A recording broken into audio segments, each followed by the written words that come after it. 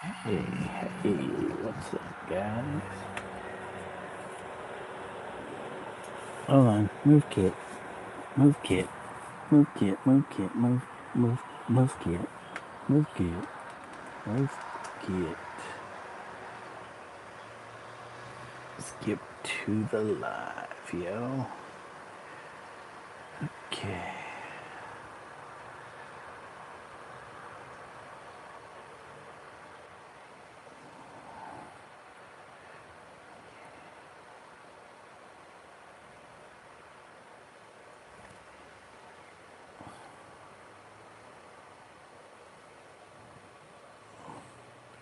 Okay, guys, I'll be right back.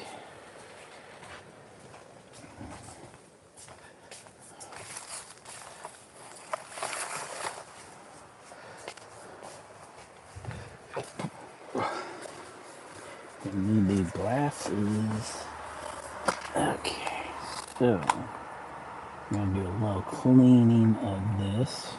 Got a lot of underspray, so there's blue spray paint. Blue spray paint all over the surface of this. Come on, let's get it. And also the sticky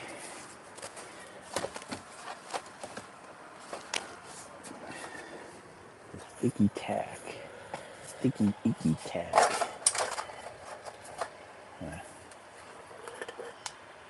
Okay.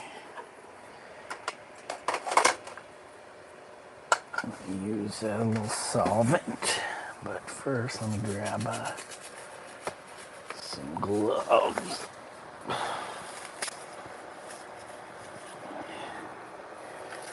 Some gloves and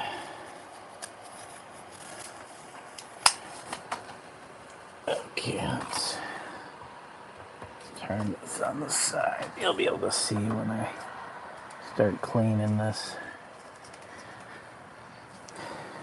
So we have our solvent here. Should probably use a proper one of these. Should use a new one. Where's my box? Box of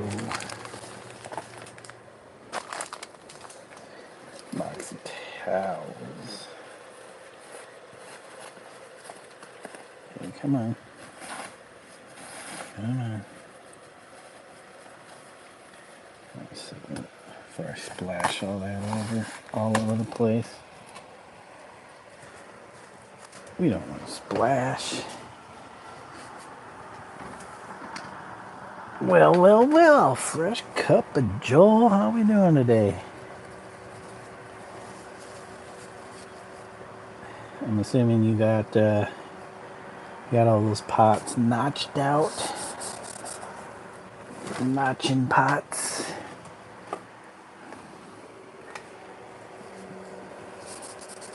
Yep, we got another one of these sprayed out. And I'm just going to clean up the surface here. There's a lot of blue dust from the spray paint. And spray tack. You can see the spray dust. No sombra, never mind. LO, that was just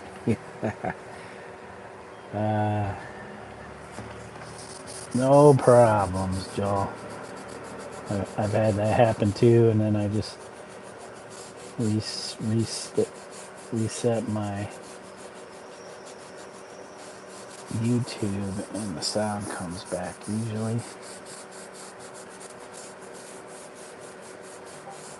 Let's see how much of this we can clean up.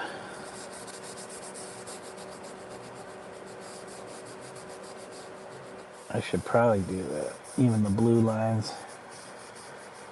Yeah, we had issue with the stencil. Not really adhering very well to surface of the canvas using the spray tack. Even tape wasn't doing it. Tape was not doing it.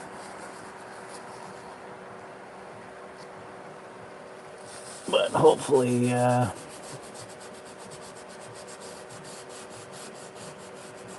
using this solvent will get rid of the dust. And a cat, get out of here before you make a mess. Get rid of the spray dust and the spray tack. Spray tack, spray tack.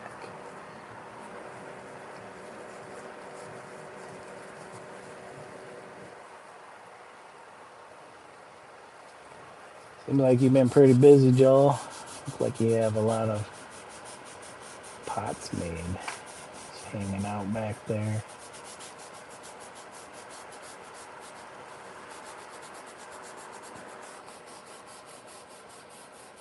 Okay.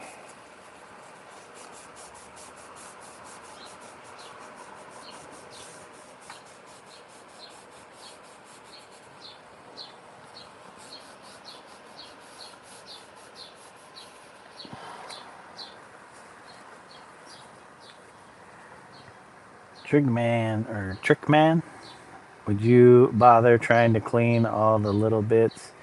Probably want to get rid of the big blue lines someone's drawn. Yeah, I'm buffing right now.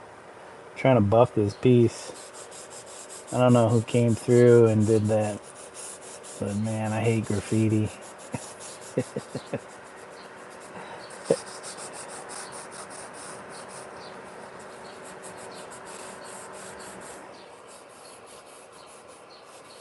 But I have to say, it's really bringing out the color in the background.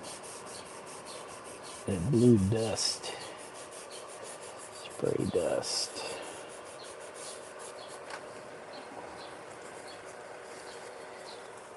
Maybe one day I'll do like I'll actually take some materials that would really buff the surface and really just tear this up. Not this one in particular, but maybe a special version.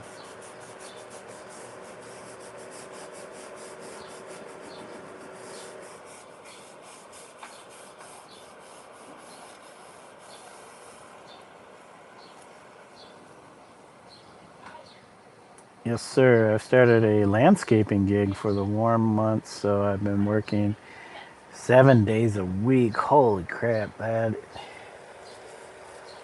So you get no days off or short hours?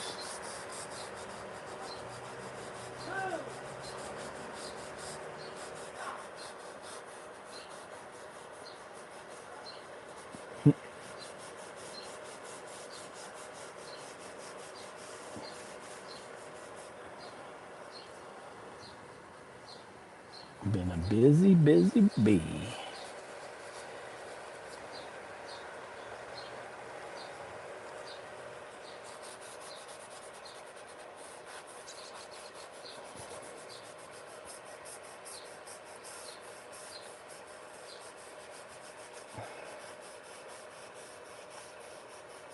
I'm practicing my archivist skills.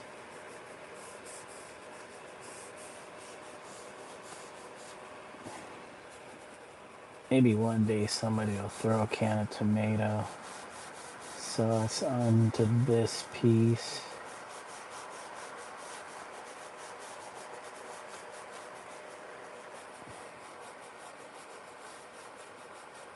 Or Campbell's tomato soup.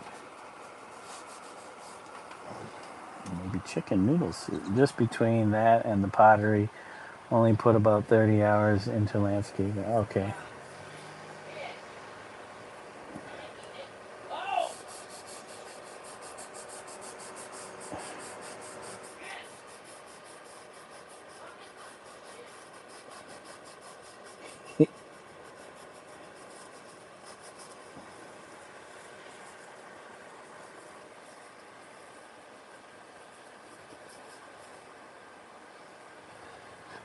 So you're not doing like full-time landscaping?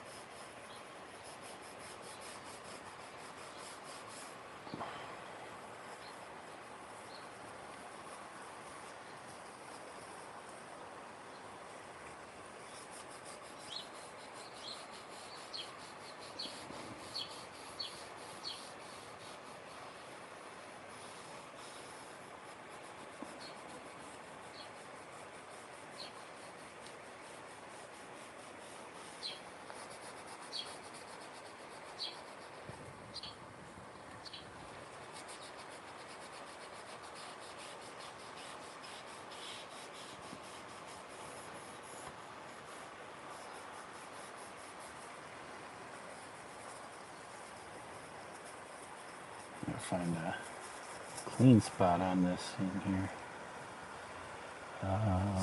Yes.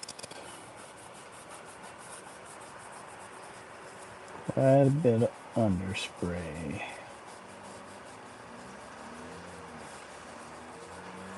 I did this stencil.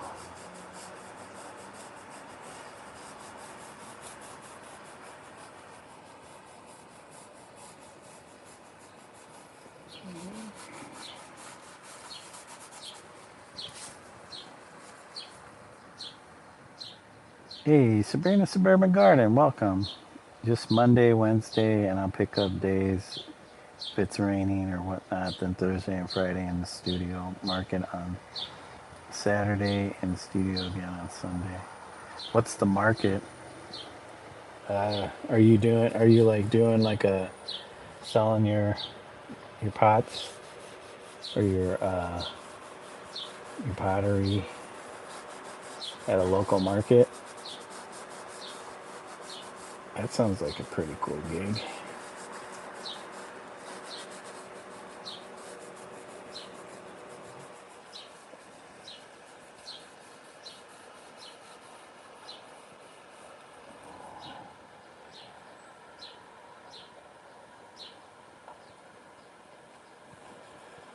Is it like a farmer's market or something? That would be my guess. Usually farmers markets are on Saturdays.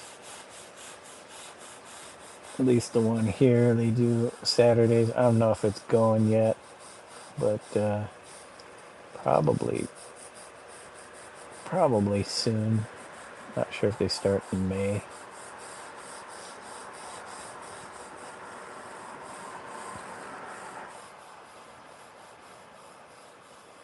I think the lady I did that first children's or the dog book, kids book, she was doing the local farmers market.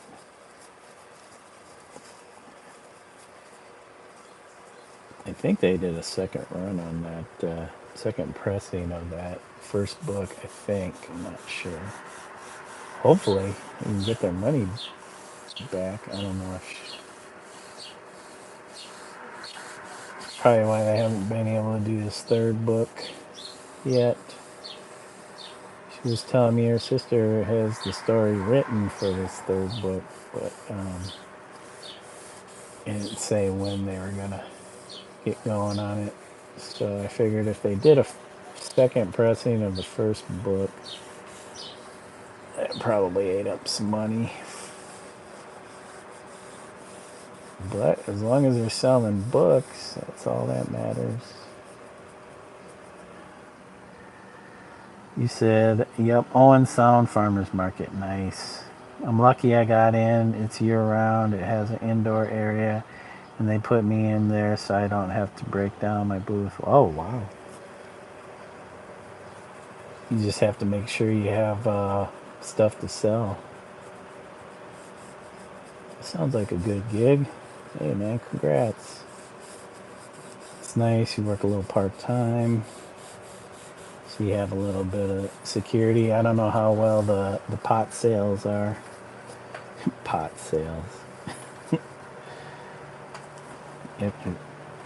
after things have gone legal.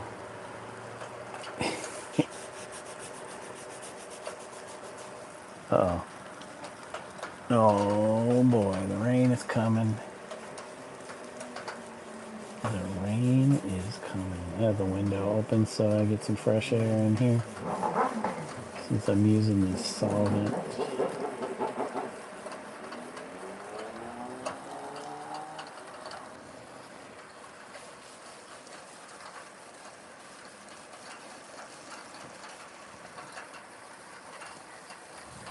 Oh no, I might have to close this a little bit.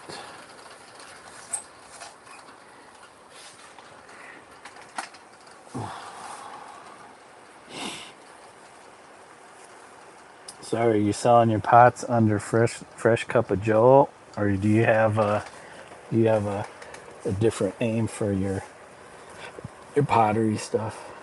I saw you were it looked like you were pressing your logo into the bottom of your pots there.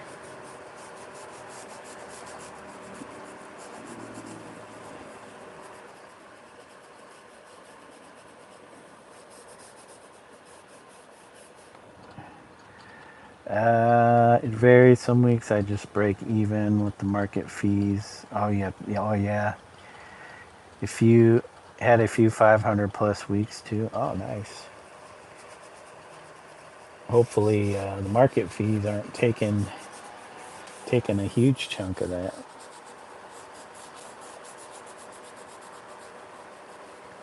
I mean, if you're doing that every weekend, that's not too bad.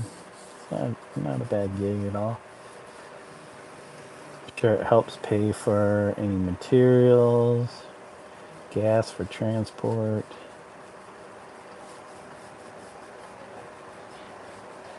Nice little supplement to the income. Yeah, I noticed that when I do the local art fair, the one I do every year in November, there's like there's at least one potter that does it. And they seem to do pretty good.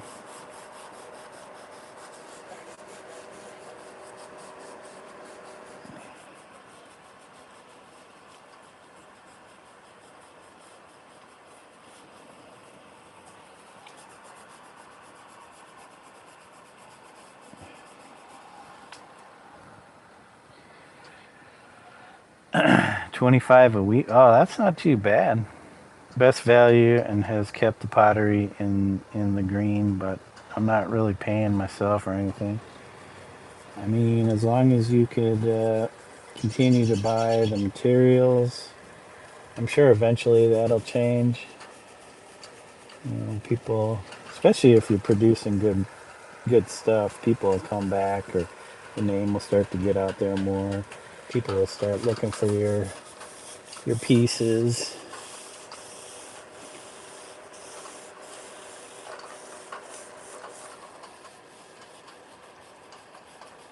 Shit, I don't know nothing about potting, but it looks like you seem to have it down.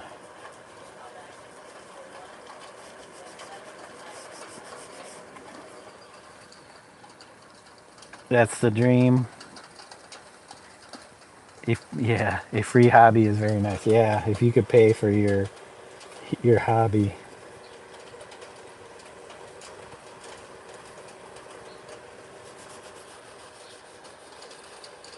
Uh oh, we did too much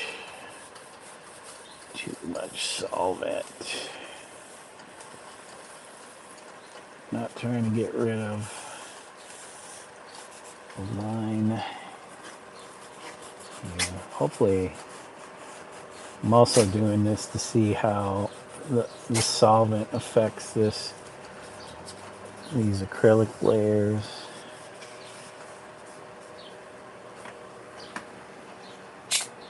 Cat, what are you doing? Sneezing. luxury goods are hard to move when the economy is poor, but people are still buying, so I'll keep selling. Yeah, probably more so than painting. You know, I usually sell like maybe a few prints or something. I had some smaller paintings that were on the cheap end, but I'm not trying to do. I don't want to do just cheap paintings. Just throwing something together just to have something cheap. Like if I'm gonna paint, I want to do the best quality that I can, but that means I'm not gonna be able to sell it at a price that's maybe affordable for most.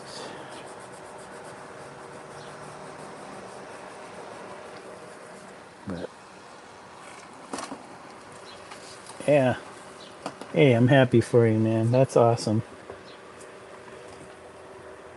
That's that's freaking awesome. Plus, it's your work.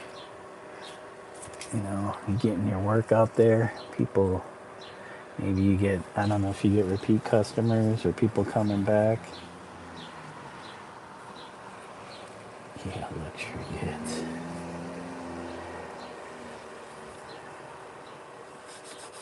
Yep, I got into the wrong business. But I guess all it takes is the right person at the right time.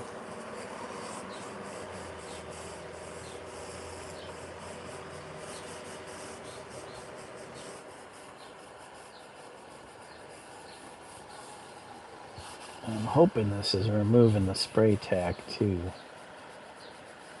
That last painting had a lot more spray tack or thicker spray tack on it that I had to clean off. Okay, we're gonna need a newer paper towel here.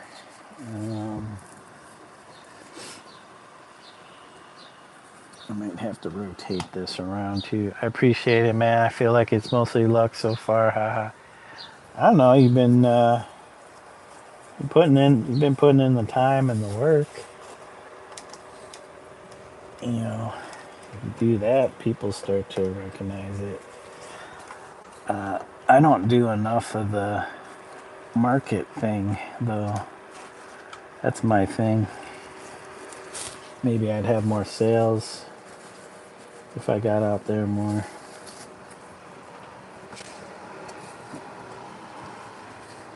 Need to be doing something like Don Drell. Be out there. Except, okay, Thunder. You know, maybe I need to move to LA and join him on the boardwalk. Sell my sell my paintings on the boardwalk. I don't know if I'm sure Iowa has a market for fine art, but I don't know if it's as big as maybe those larger cities.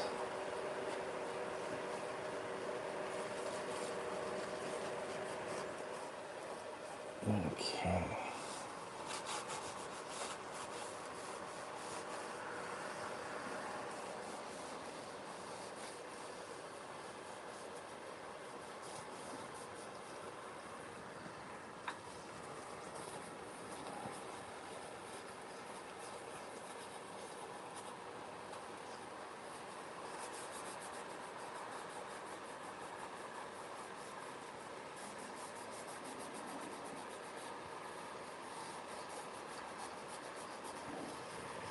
Okay, I'm getting it. Dude, I can get a job as graffiti removal. I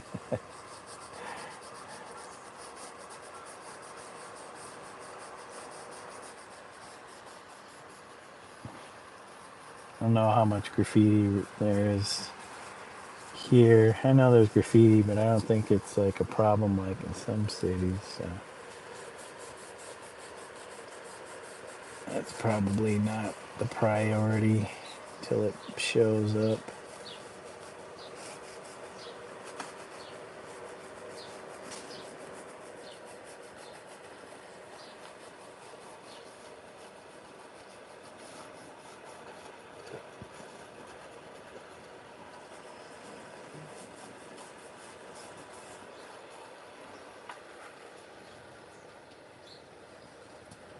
Thanks guys for the likes. Holy moly, I haven't even been paying attention, but you guys already got me up to my average.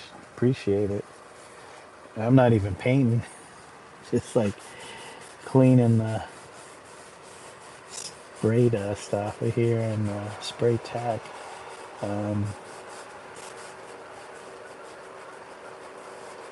If I get it, I could start doing the outline on this. Start outlining this piece. Okay, I could feel some spray tack right here. At least I think that's spray tack. That's not the painting.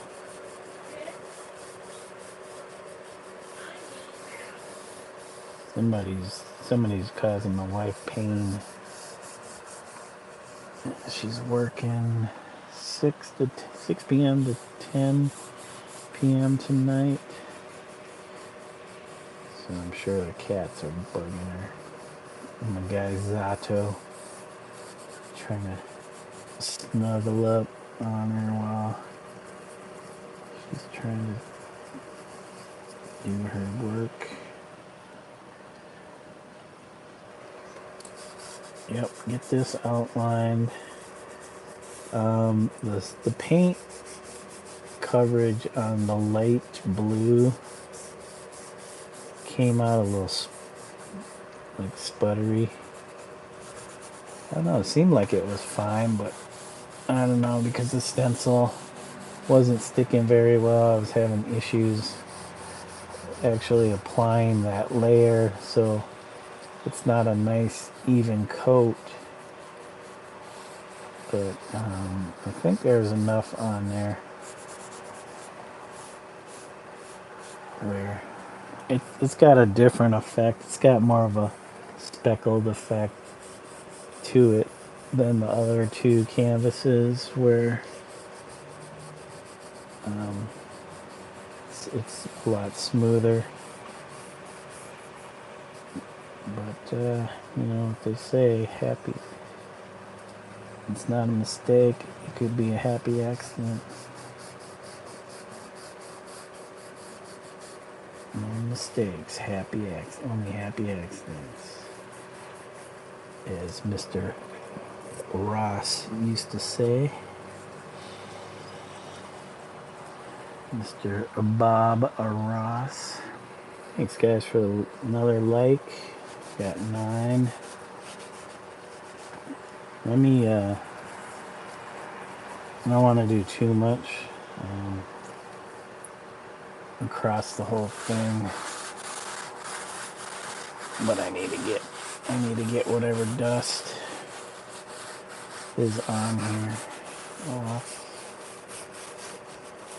Might cause the paint pen to not take very well to the canvas, so whatever I use is going right up on the edge.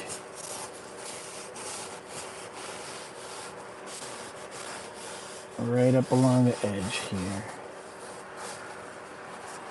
And it's not too bad.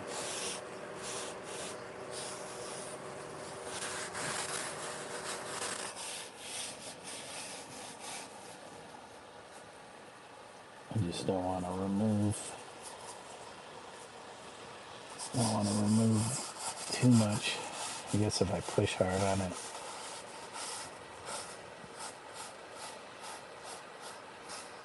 Push hard on it, and I'll remove it. I'll definitely remove paint. Now if I had acetone, that stuff would definitely be eating everything. So acetone would probably eat up all this acrylic plastic goodness.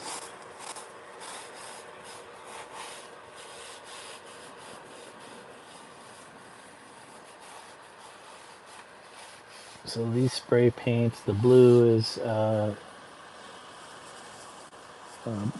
few different brands of artist grade spray paints. The background is made from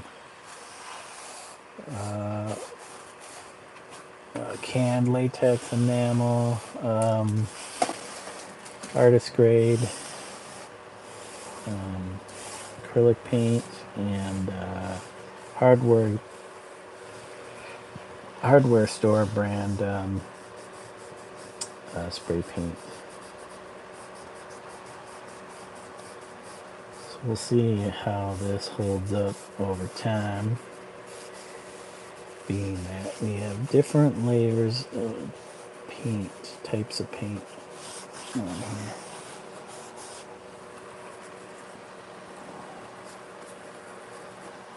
I'm not sure. I'll try this using our little chopstick. Well, this can get close to this edge.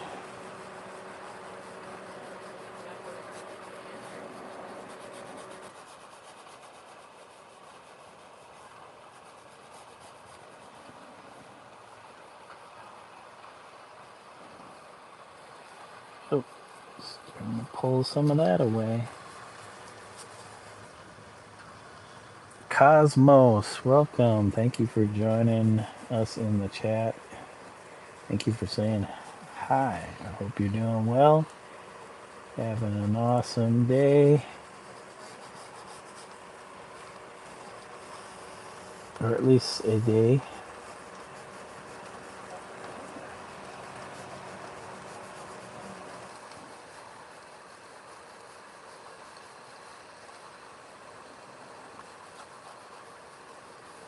Now I need to figure out the color outline I'm going to do on this. And we have so many choices. Thank you guys for another like. Got double digits. I appreciate that. Double digits on the live stream. I think the algorithm's starting to like me again.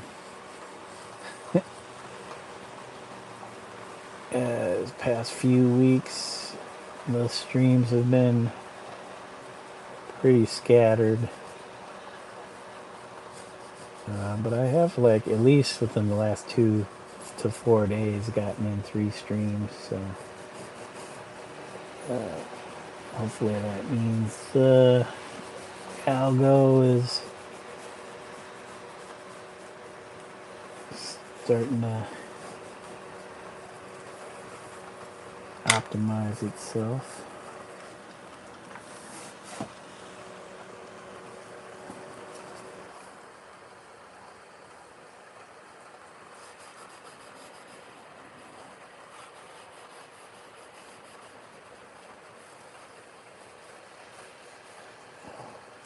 I think this is going to be pretty fun to outline. There's a lot of perimeter on this one compared to some of the other ones. And I kind of wanted to try to fill up more of the space with just some crazy line pattern.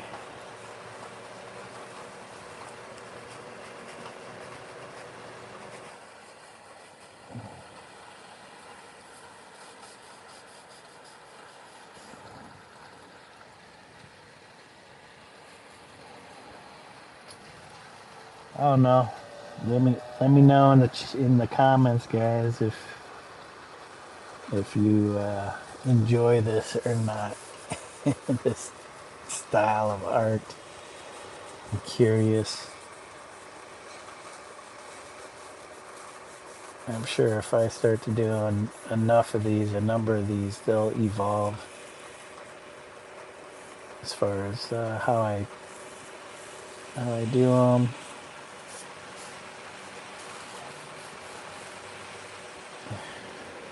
We got somebody on Twitch.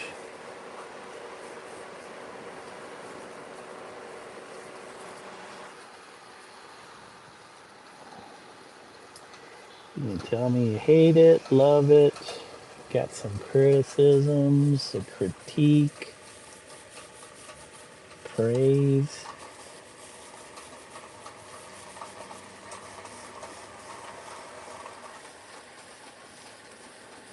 Oh, here comes the rain now. It's coming down.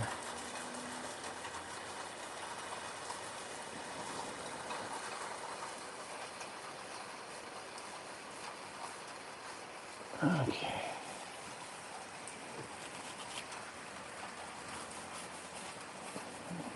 Any suggestions?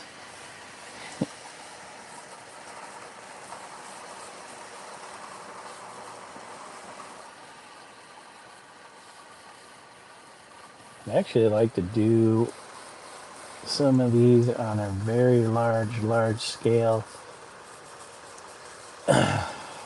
Large enough where I feel like I'm stepping into the canvas.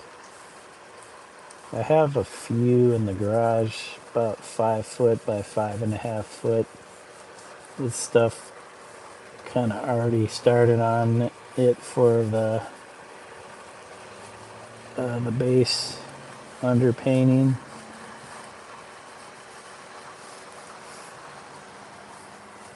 Yeah, it's looking a little brighter after getting cleaned off.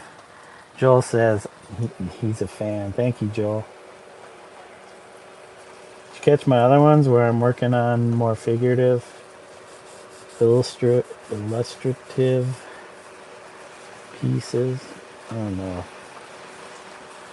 I still feel like I'm stuck in that kind of realm.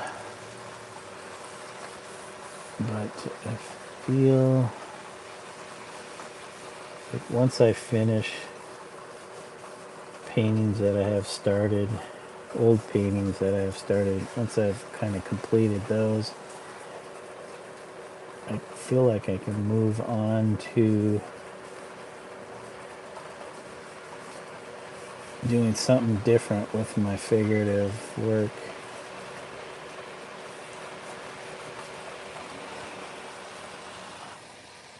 You said, yeah, not live, but I've checked out a number of VODs. Okay. Hey, Ralphie, good morning to you. Thank you for joining us. Hope your day is starting off right. We're getting some rain here in the old Midwest. There was like, I guess, tornado warnings, but I haven't heard any like sirens, but it was out there on the Weather Channel. Or maybe Tornado Watch. I think maybe more northern Iowa. What's good with you, Ralphie? What you working on? With some good old, hash browns. No, that sounds good. Just hash browns, or you having sausage?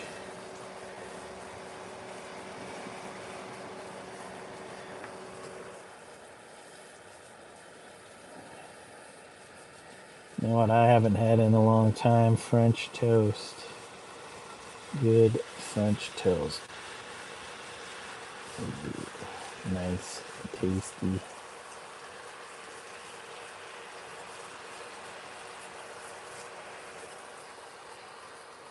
Let me turn this around here because I'm trying to get the right angle on this bit.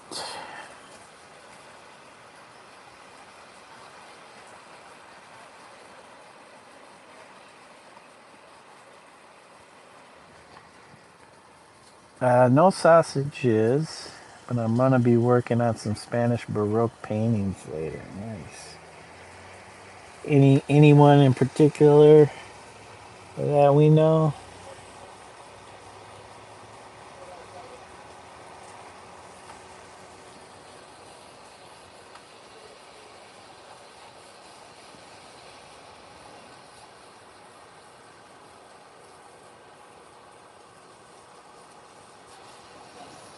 I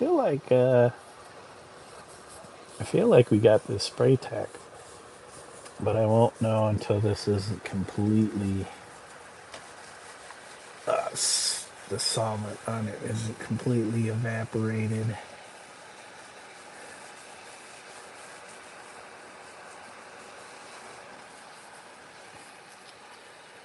There's some areas where you can tell the stencil wasn't quite all the way down on the surface.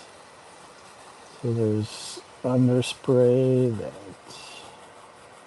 I'm not sure if I'll be able to take off just doing it like this without ruining it, but it's good because we will be outlining.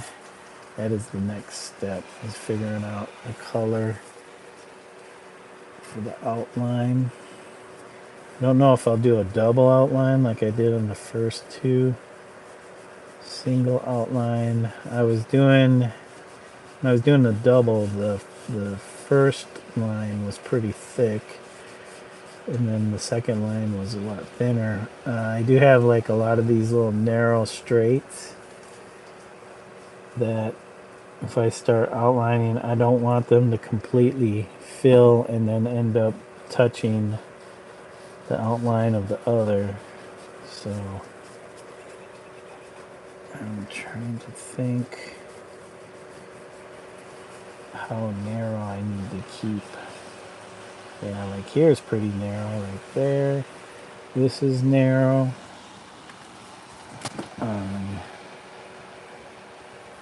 He's got some space, but still. This is kind of narrow. This is the narrow spot right there.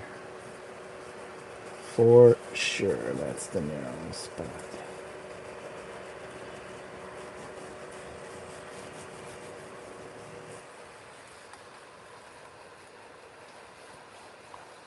Oh, yeah, why am I touching the cat? Now I'm going to have cat hair all over. He said, I finished already a masterpiece of Diego Velázquez and also Bartolome Esteban Murillo. Now it's Vincent Juan Massip, also known as Juan de Juanes. I'm going to make a colored pencil version of his Last Supper painting called The First Eucharist. Okay. Sounds cool. Keep an eye out on your channel. Hey you, for any postings.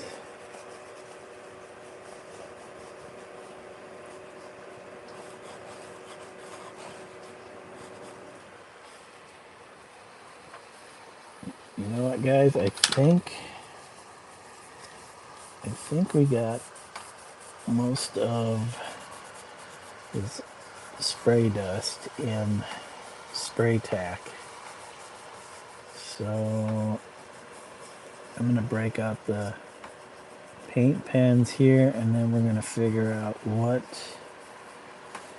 color is gonna make a good outline, and figure out if we're gonna do a double outline or just a single outline. That color is gonna have to work well with both the blue and the background, which is mostly dominated by this kind of pink purple and kind of this green. So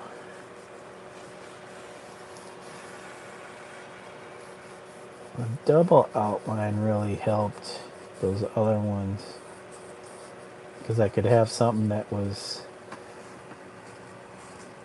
nice and close to the blue, and then something that was close to the background. And it really made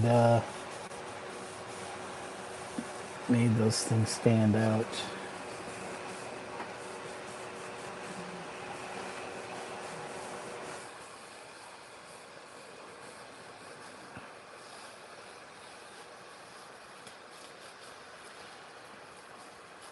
This bit is a little rough there. Probably the roughest edge on this entire painting. Yep. There's a little roughness on this inside and then the outside of this. Maybe around here. Yes, you can tell it's slightly raised, but alright. The painting will be an addition to the fruit bowl I made last year in my dining hall. Huh. I have to go back and see if I can see that, unless you didn't post that at all. Okay. I'm going to give this a moment. Give that a moment. We'll close up our near empty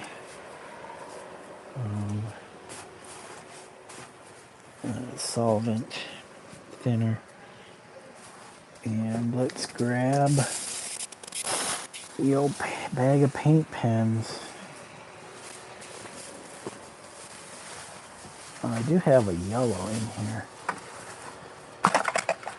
This is a yellow. I don't know why the lone yellow is there, but I don't know that. You know, yellow might be a decent color.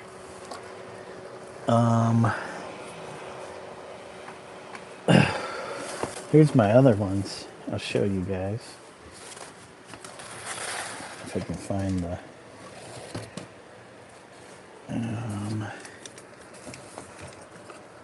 what is this? Is this?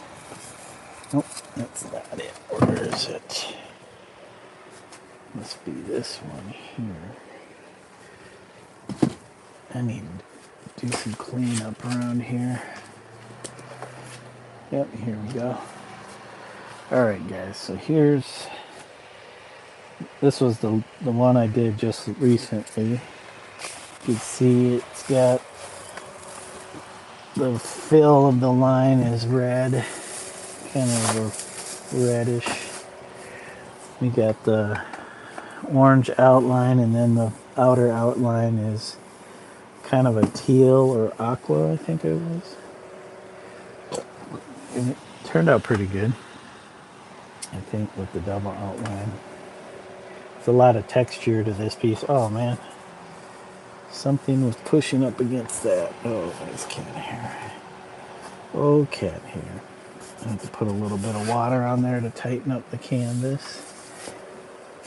That's what happens when you start leaning canvases up against one another. And then we have this one.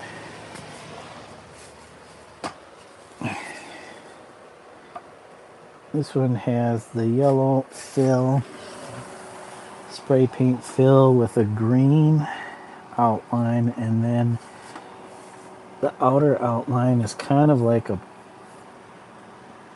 mauve color, somewhere between like purple and red a little bit, more on the dull purple looking side. So not too bad. So yeah, we need to figure out what is going to make for a good outline.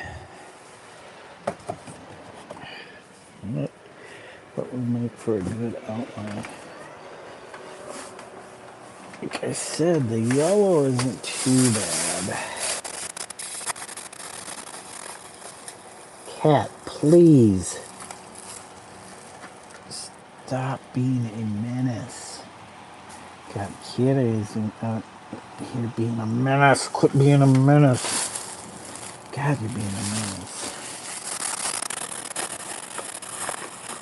I have these pastel colors. Now this yellow here is a sunshine yellow. It's kind of, compared to the other yellow, a little lighter. I mean, that's not too bad. I could do double yellows. Or I have this I don't know if this is pretty much the same. Nope, looks lighter. Come on, you guys. Oh, you guys suck. I have this light green.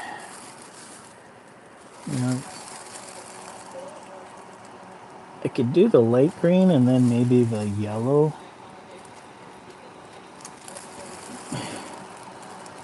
Yeah, not bad.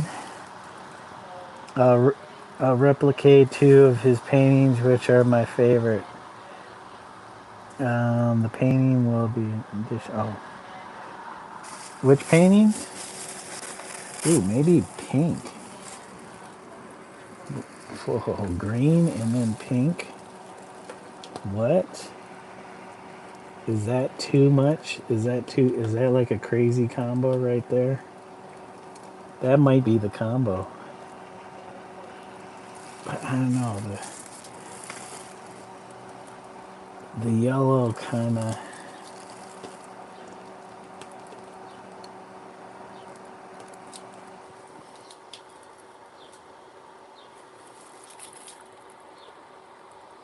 Pink and green. Or yellow and green. Man, that's a tough choice. I think we have our options. I'm not going to think too hard on this. So, I know I'm going with the green though first. Let's get this green primed up though. I hope it covers well.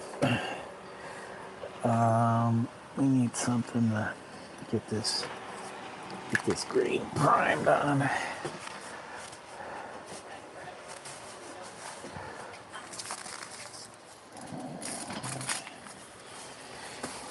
Okay. Oh, jeez, that's really coming out of there. I hope I don't. It's not bad though. That green. That's not a bad green. It's not as dark as that other one. Alright guys, let's bring this in. I hope I don't ruin this too soon.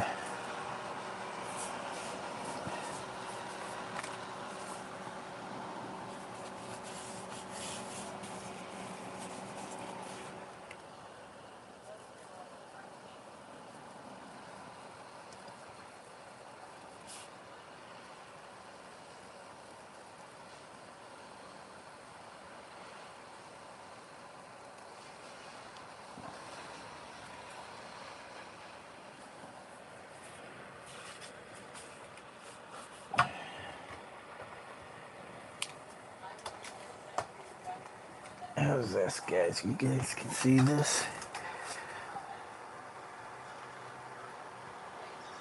Oh, you're talking about Vincent Juan Masi. You know what? It's hard to even do this on there.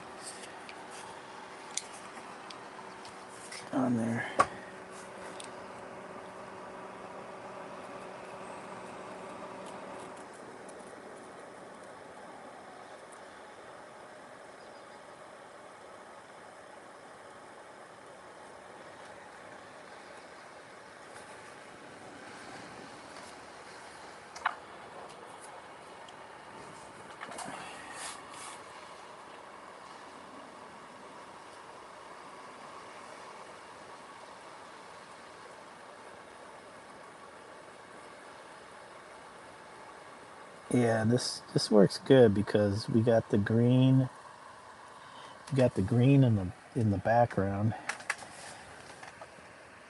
Kind of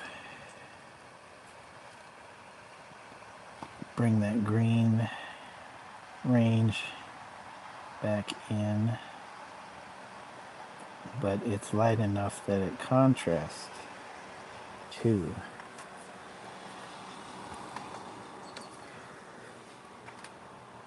Those two are my favorite paintings of Juan de Juanes. The first Eucharist and a solo of Jesus called Christ the Savior with the Holy Eucharist. Oh, I have to check those out.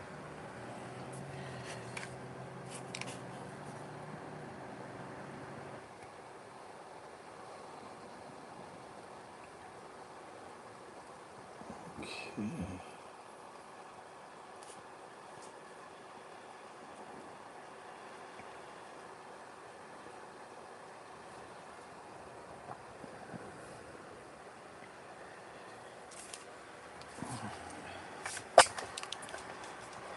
And be careful, guys, so I don't end up putting my fat hand in the wet paint and then dabbing it all over the surface of the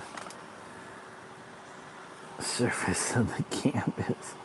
I think this one's gonna turn out pretty good. I could still feel some tack, spray tack in this area here, but as long as it's not where I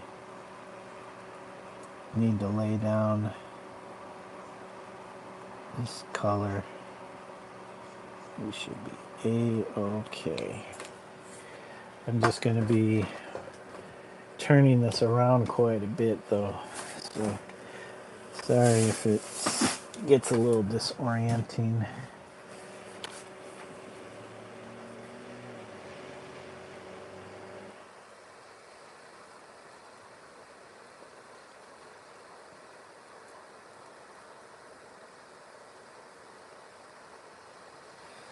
This is a really nice green though.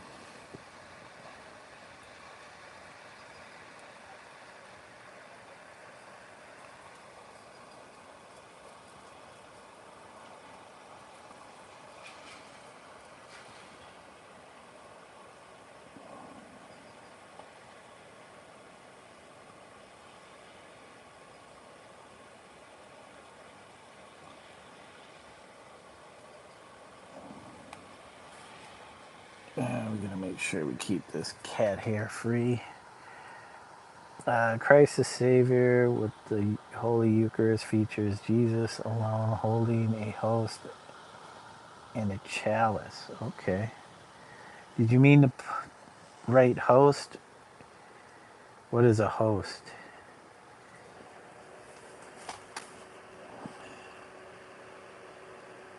Crazy cat. Okay, I'm feeling right here some spray adhesive right here. I'm surprised I didn't get this. Unless it came out pretty thick in that area.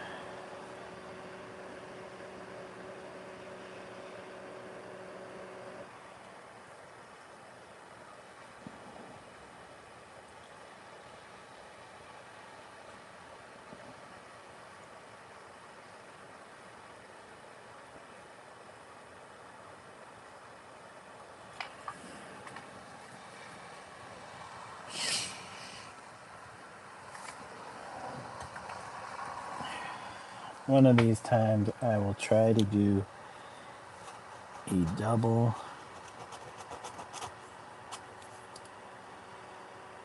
line, but one side would be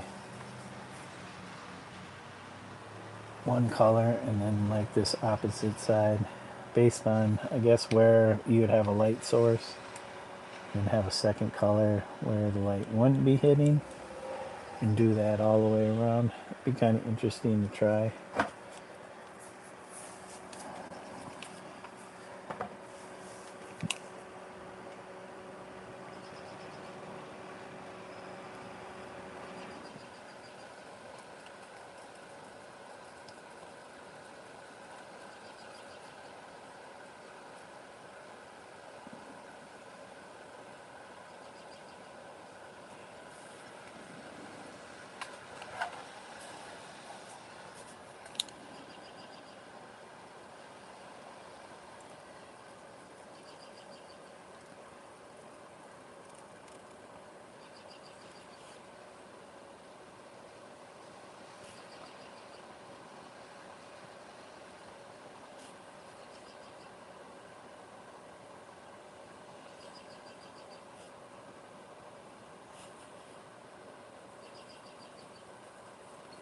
I'm definitely going to have to go over this the second time. But we gotta let it dry first.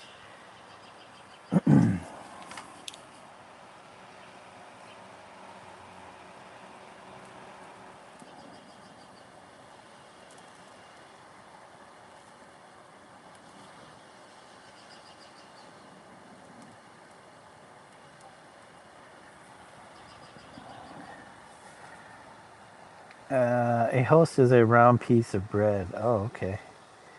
I'm gonna show it soon. Well, I keep my eye out. And I will keep my eye out. We got some junk on here.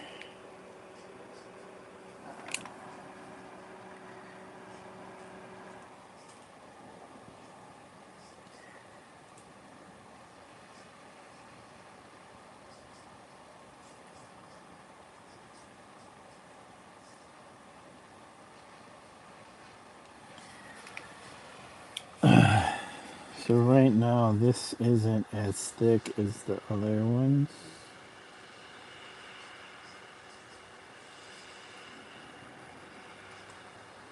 I'm trying to think, this is probably what they're saying is 3 mil.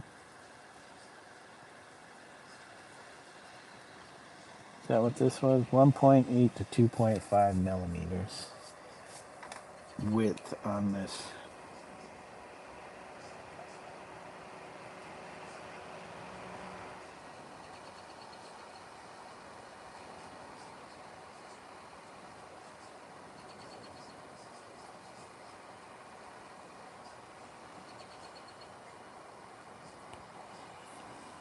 Yeah, even in here I can feel like some spray tack.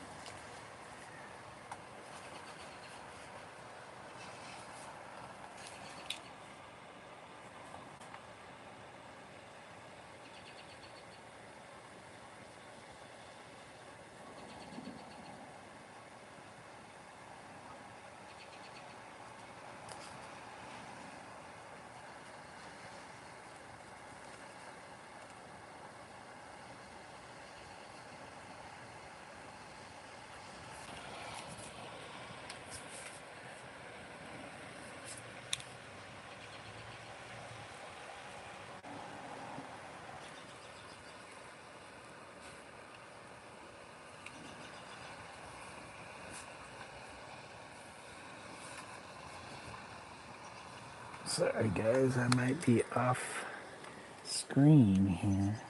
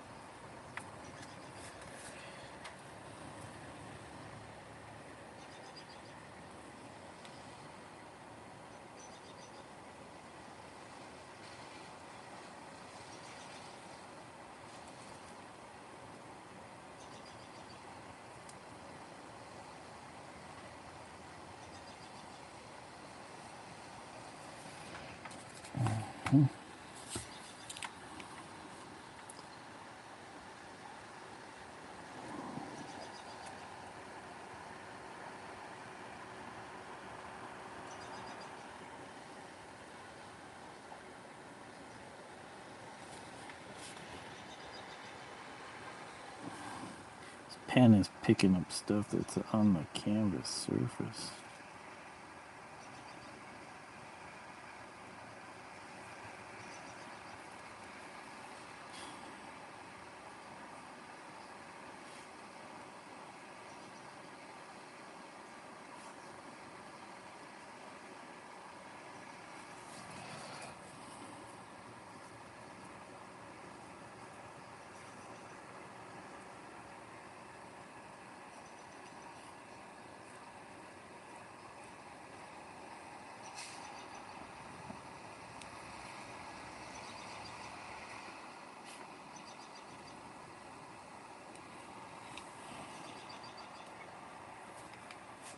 Mm-hmm.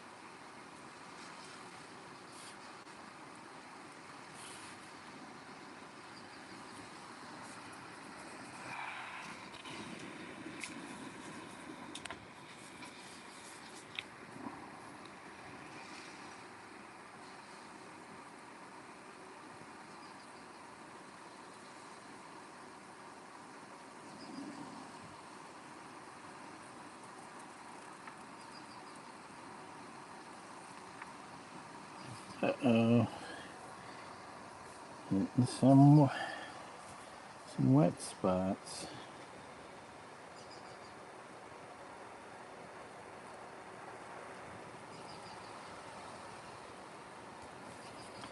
As long as I don't move my hand when it's in there, shouldn't be too bad.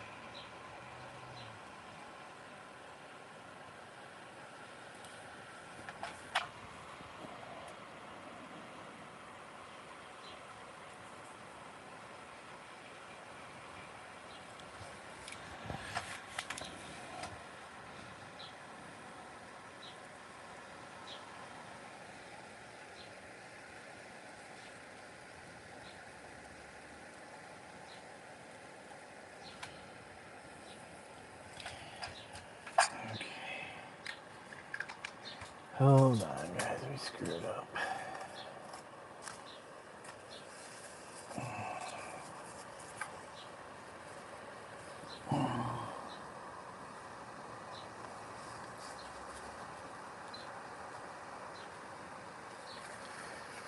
But, excuse me.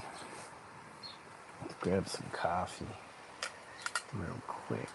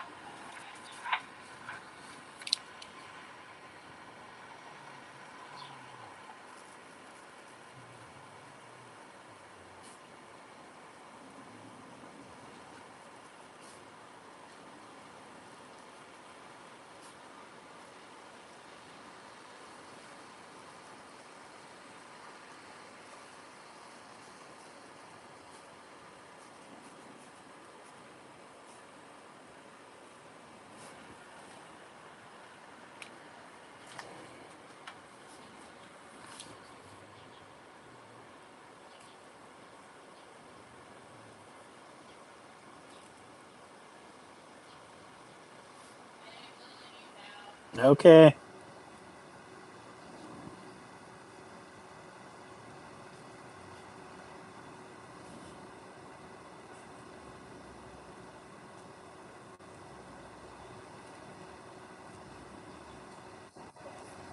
Oh, we're gonna use our...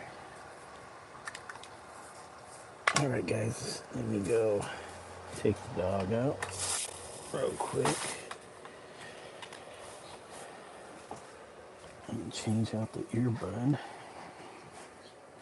Earbud, change it out. Earbud.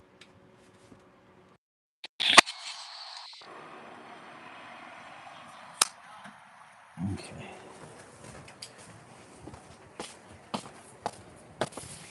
Come on. Come on. Let's go. Come on. Good girl. Good girl. Good girl. Good girl. 7, 18 or 13? Can't see with these glasses. Hope it's not raining. Nope, it stopped. Oh, you're gonna need that poop bag. Poop bag.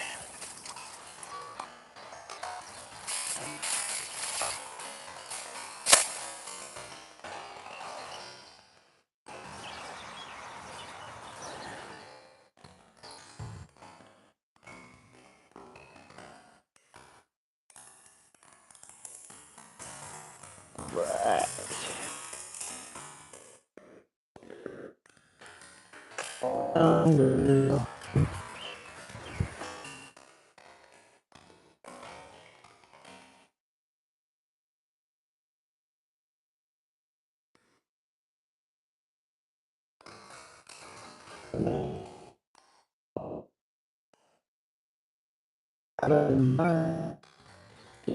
It's fine.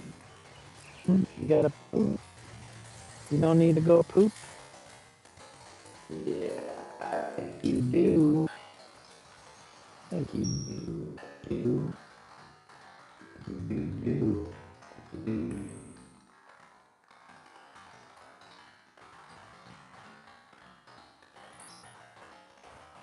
Oh.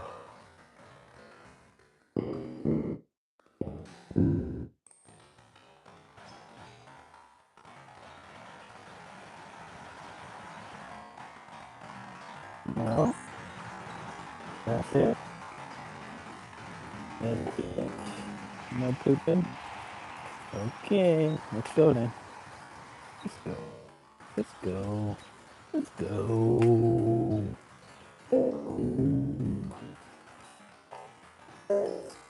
Oh, Lily, let's go.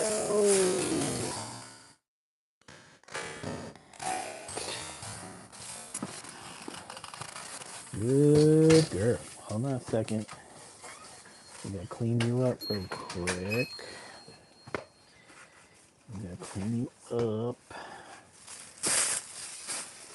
Alright, hold on. Hold on. Hold on, girl. Hold on, girl. Watch out, Zazo.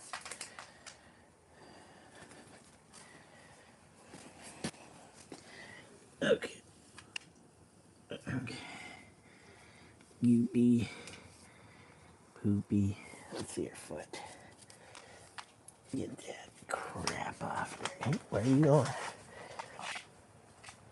Where are you going? Yeah. Make sure. Getting... Hold on. You stay right there. Hey, get back here. Hey, Lily. Oh, this dog. This dog don't listen. She's in straight troublemaking punk.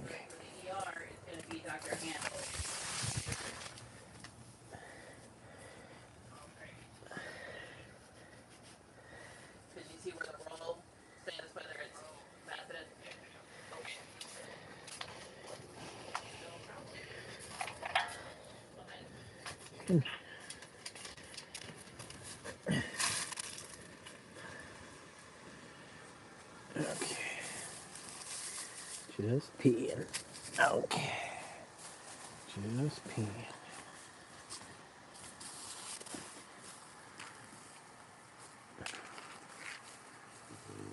Yeah.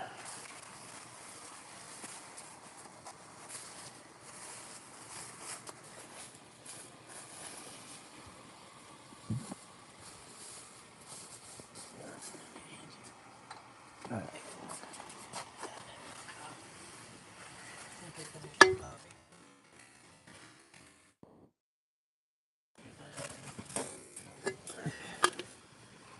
Okay. Hey.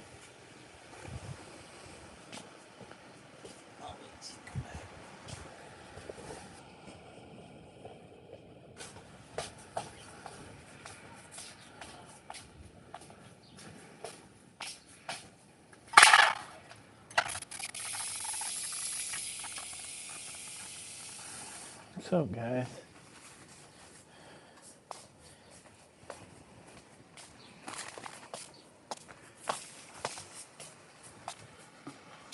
Down there, almost underneath the bed, is a thing of wipes.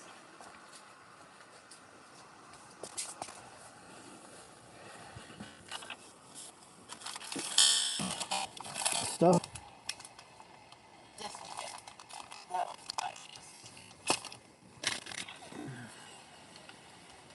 Your cat sat and 8:45 every time I get myself wiped down, he winked snot on me again, and then across the keyboard and across my screen.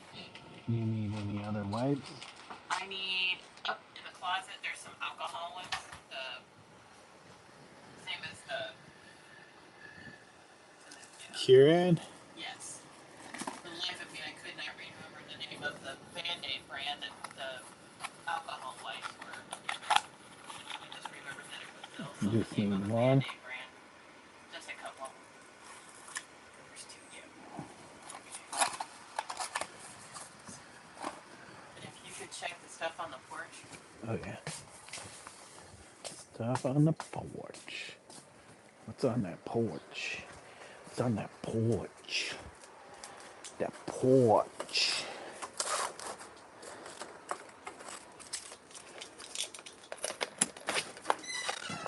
Stuff on the porch. Always stuff on the porch.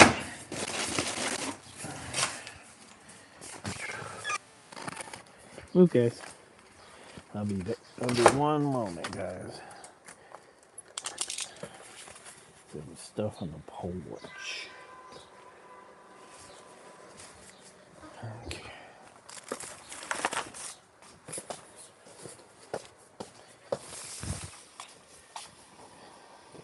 Big here. Yeah. Duplicate pair of shoes. Ah,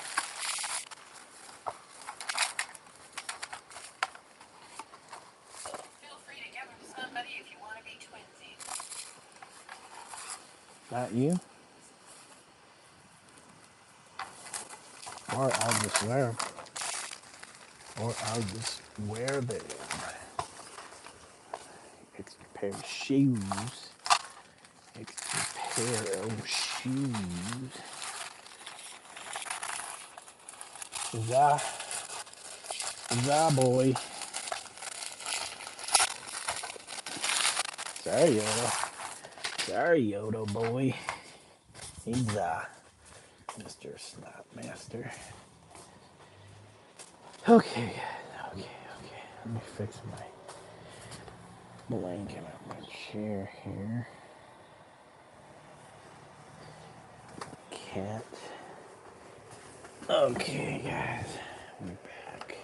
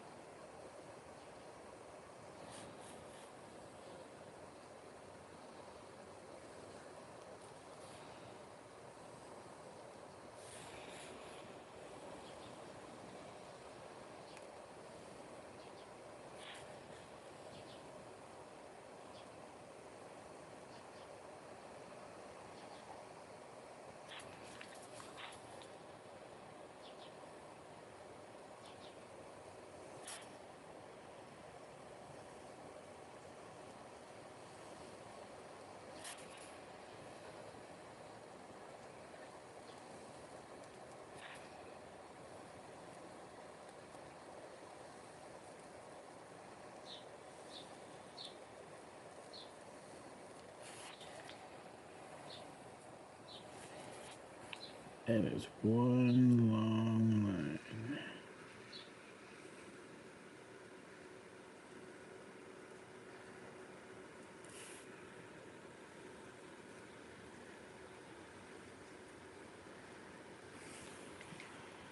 Okay. Let's do this side.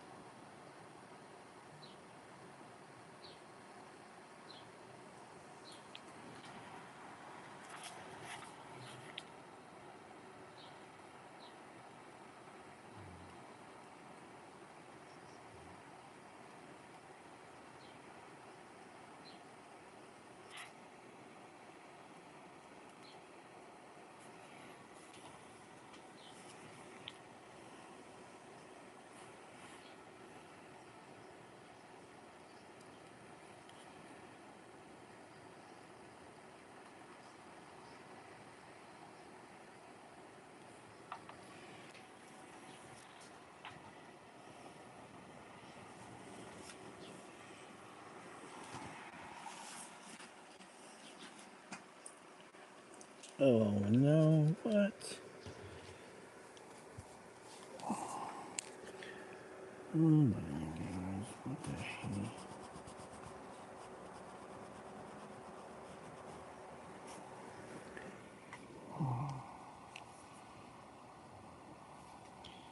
Okay.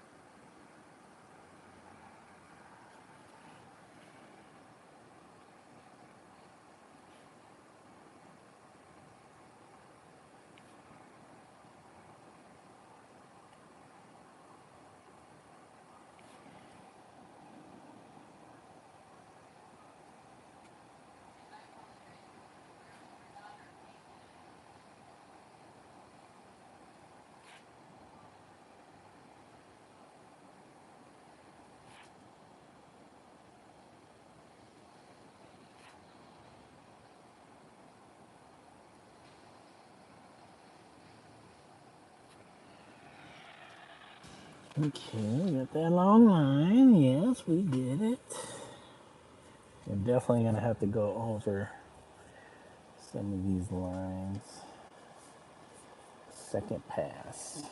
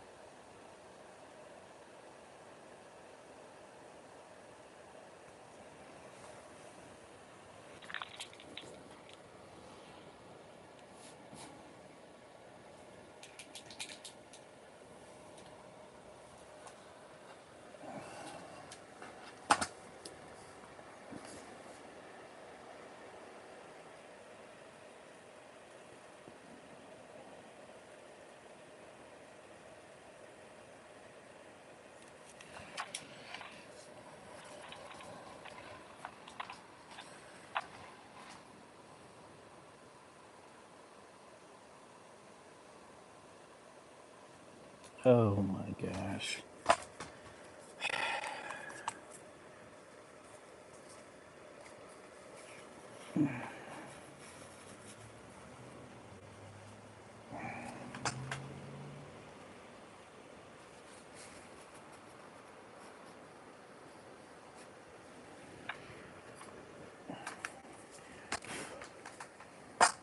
Wait for that to dry real quick. to this line in here.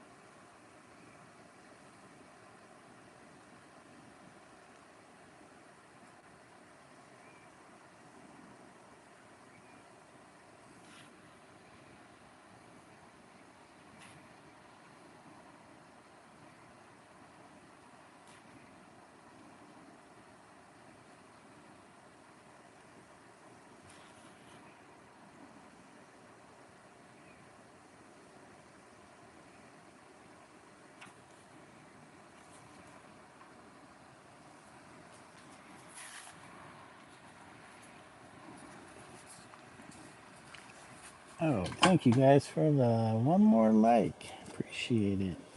We get to 11. If you're just joining me right now, I am outlining this abstract line. Just kind of, what are they calling it? Light green.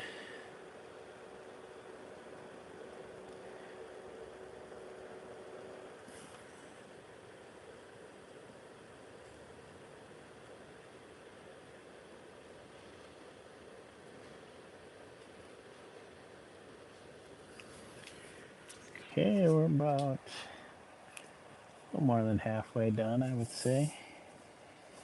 Halfway. Okay.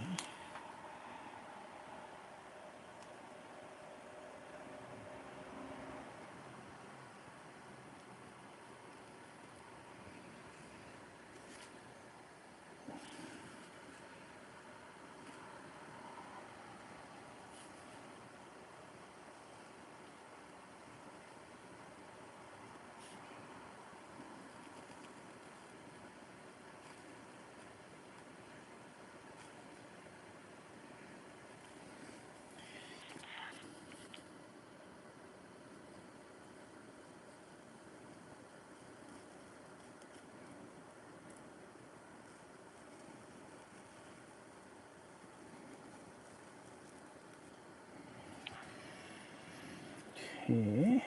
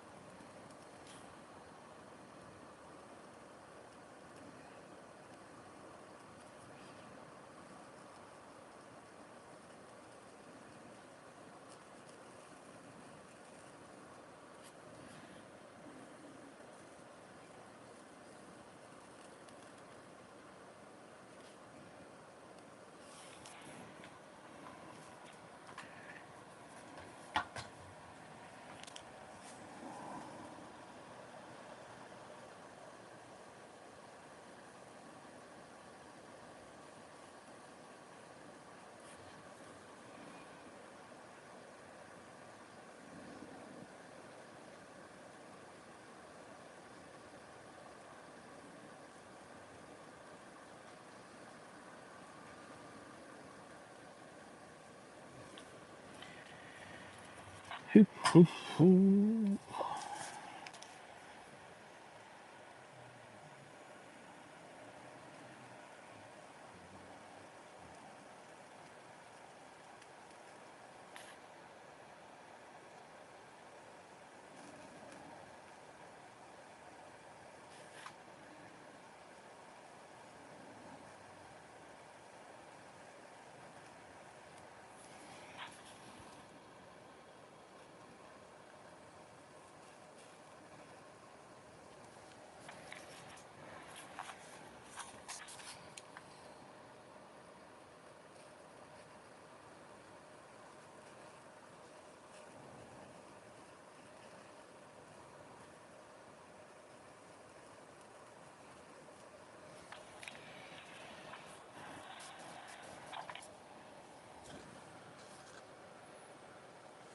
Hey, Richards, how are you doing?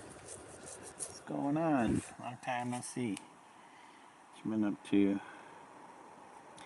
Doing any painting?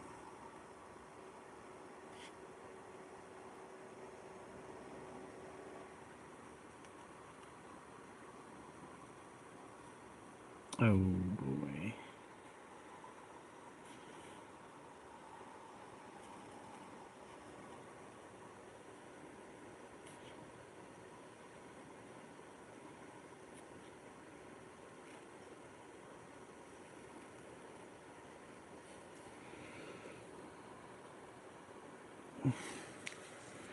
I think tomorrow is the day. Okay. What you working on? You,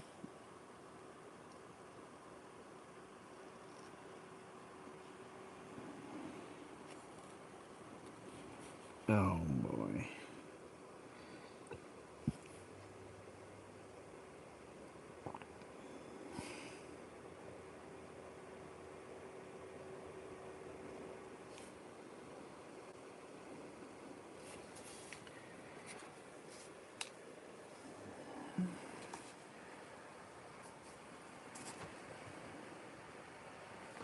I don't know, the pink or the yellow for the second layer or second outline.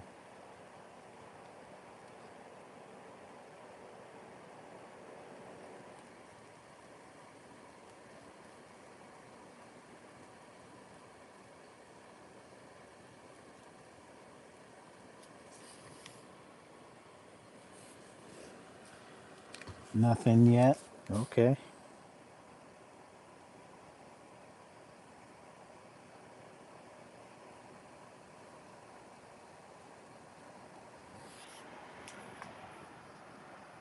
Man,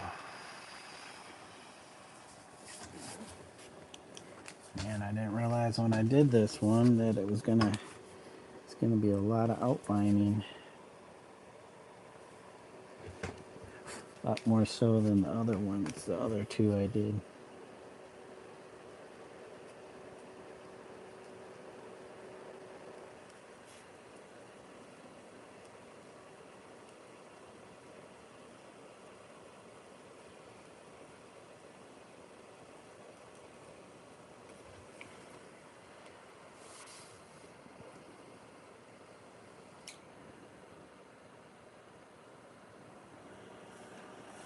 I'm thinking about starting a big painting. Oh, okay. Like what size?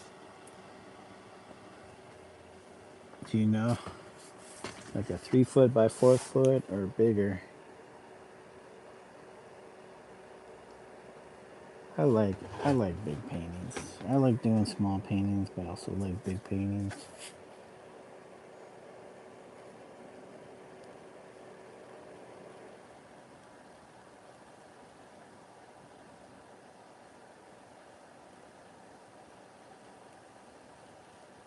I think I was saying earlier, I have a few 5 foot by 5.5 foot, somewhere around there, that I built years back, stretched, and I have stuff started on it,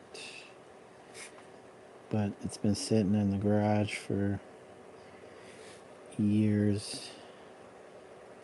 And boy, would I like to start some on them, or at least maybe finish the existing background or underpainting.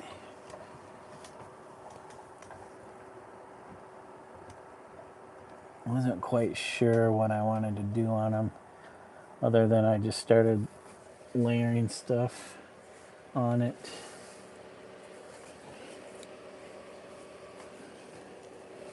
Something like that, 3 foot by 4 foot. That's a good. I would say a good size for. It's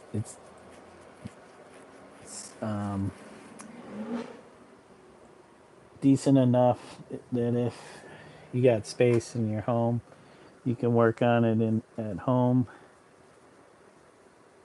and you don't want to take up too much space. But you know, if you got an easel like this size, yeah, like a good 3 foot by 4 foot. Oh, you know what? Screw that. We're just gonna keep doing it in our lap here.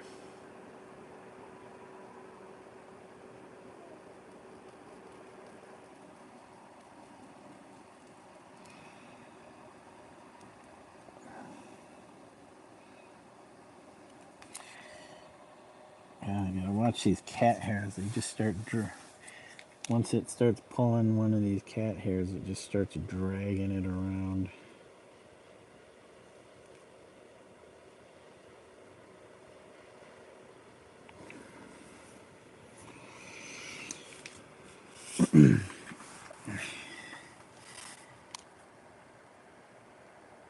I know some people get afraid of a new blank canvas.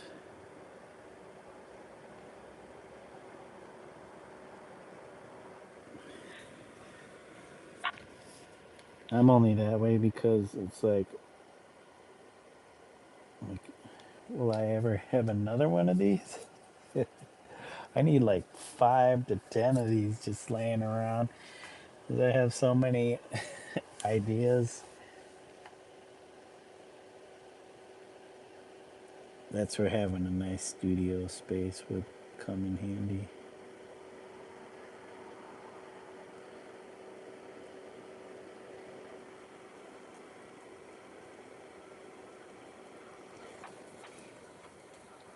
Ooh, I didn't realize I was already down to this last little section.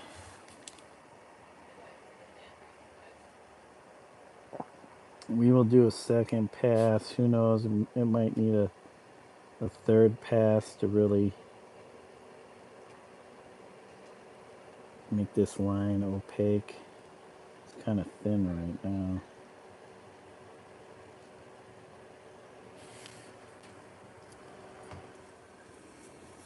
I think I want to do a big old flower on one of those 5-footers.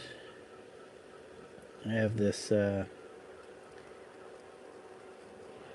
kind of single line drawing I did of a poppy photo I took of one of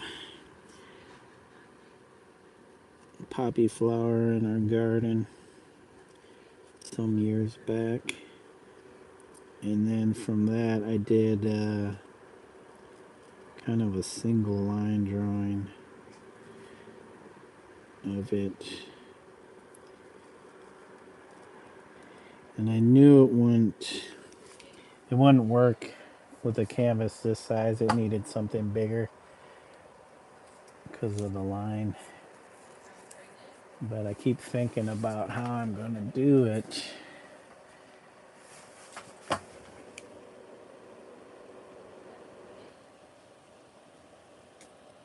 But yeah, I should slowly build up the background or underpainting.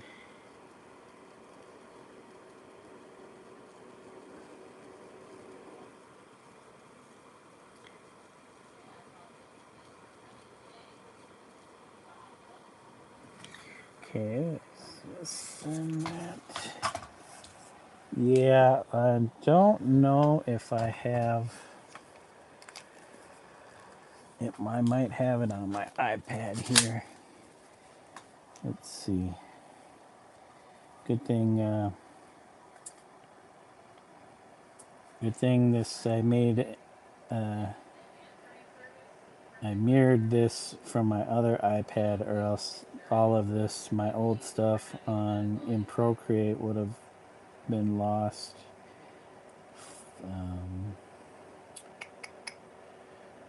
When it crashed that one time. Was it this one, or was it...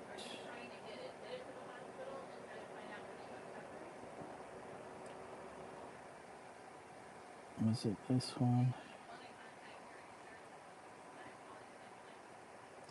Where is it? Where? Is it this one? I have this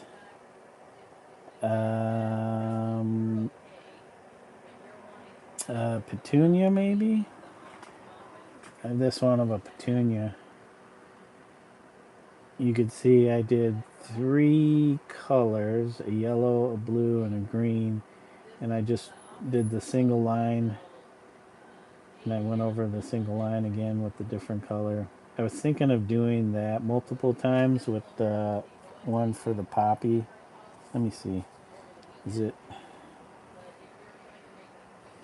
Because this was also another flower from my garden.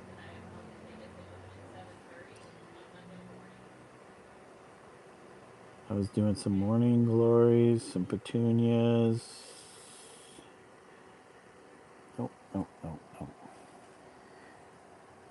Where's the one?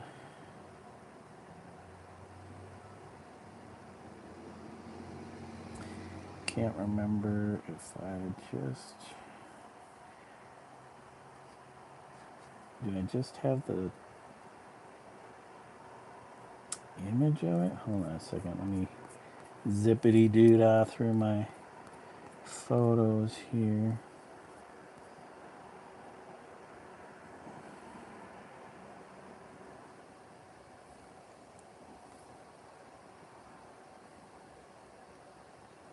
Ooh, I really need to reorganize my photo library. Photo library. It should be in here somewhere. And these flowers. Oh, I did it after that. Oh yeah, I need to go through these, organize them, put all my drawing references in an album for easy access when I actually need it. Come on, where are you? I know I gotta have a version of it.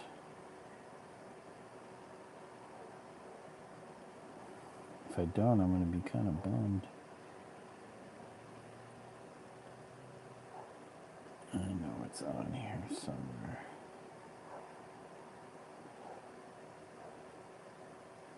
Oh, I was doing all those drawings.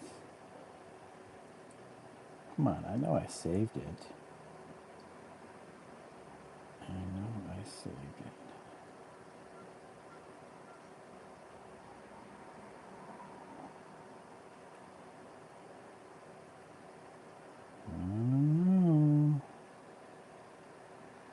It could be on my desktop computer.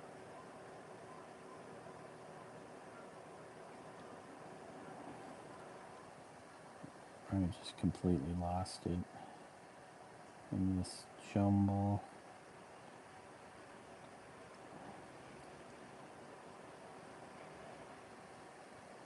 See, I have a few examples of this kind of same single line with some other stuff in there, stencil stuff in there, like the checkerboard, the fill kind of back and forth inside the flower. That's also a stencil. Inside the leaves, that's a stencil. And then there's this one I did. This is a azalea. The other one was, what was that one? This one's an azalea. I did a bunch of pattern, kind of Japanese pattern motifs in the background. What was the other one? Was this? This was not an azalea. Can't remember. Here's another version of the azalea. I think that was I don't know if that was the same line drawing. Sorry for the glare. Hey, what's going on, Travis? Good evening, broski. Thank you, Trav. Hope you're doing well. I was just outlining this piece, but then I wanted to show our audience here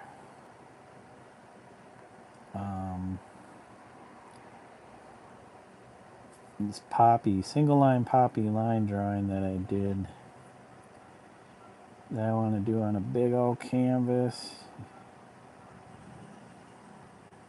If I can freaking find it.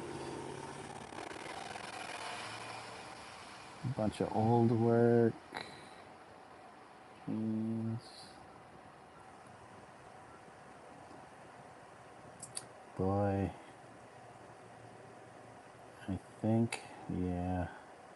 I think I have it on my desktop, but it somehow made its way off of my photo album here. Probably to free up space. Darn it. This I want to do. I want to do this though. I want to do this on a big old canvas. I don't know if I would do a color or just keep it grayscale like this, but I like this, yeah. Have you ever done kaiju? I did a Godzilla piece, or Mecha Godzilla. Where is it?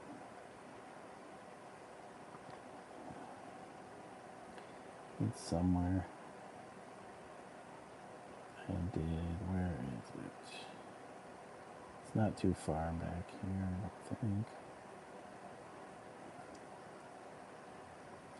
I've done so much stuff. Here it is. I did this Mecha Godzilla. It's in acrylic paint with 5-color spray paint, kind of mashed. Give it that little rainbowy look. I don't think this is a very good photo. I think it's washed out a little bit, but it's pretty close. Yeah, I did that a while back. It was just a small canvas. Haven't done anything. I was originally, it was going to be Godzilla, and then I couldn't find a good, excuse me, the right photo. And then I saw that Mecha Godzilla, and I'm like, that would probably be pretty easy to do. But it's cropped. I think it was a cropped image to begin with, so.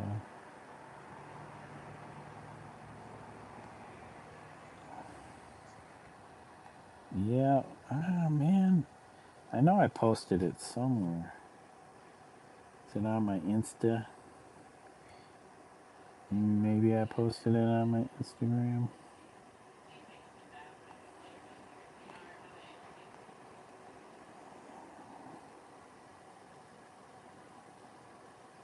I have all these other flower things that I did, and I kind of want to do on a larger scale. So this here is that's the big canvases. I had some watered down acrylic on there. But all that black is my tag name, Omizu, all tagged along there. I did it in a really small and then that larger size, and then I started pouring paint on it. Oh, and this is the other one. That's the other one. So yeah, I think they're about 5 foot by 5.5 foot. Pretty decent size. Who knows how. So once that dried, that's the stage they're at right now, with all the black tags across it, and then those splashes of color.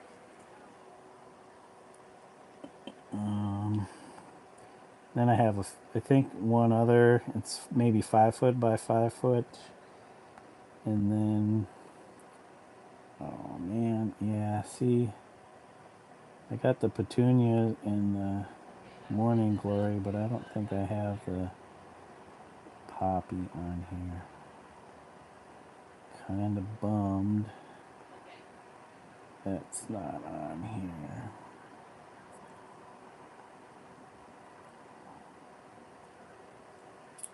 Yeah. Oh, here it is. I really like how this single line came out. This is 2-color. There's a thicker, kind of brighter blue that went down first, and then the thin, what is it, like a kind of like a reddish purple, violet or something. I can't remember. I don't know what's going on here. I think there's some breaks in the line though because of how I was doing it on the iPad, but it's yeah, I can't wait to do that one. That might actually be a square. That might be a That might have to go on the square, large canvas. But I was thinking about doing that, just keep doing that repetitively, that same single line over in different colors. Maybe spray paint, maybe even scrape it out. You know, lay down the spray paint while it's still wet, scrape it out, do it again. And then, I don't know, I want to play with that. I think it'll look good. You like Godzilla? Okay. When I went to Japan, I bought a Godzilla shirt, triple X, and it still didn't fit, so I gave it to my daughter.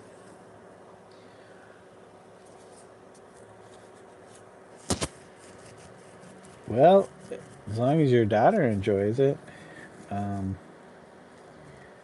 it kind of sucks though. I hate that. I've done that before. You buy a size thinking it's gonna fit, or you convince yourself it's gonna fit. Like you tried it on once, like oh it'll fit. It's a little tight, and then you get home and you're like, fuck this. This is not gonna work. It's just too tight. I have a few of those shirts.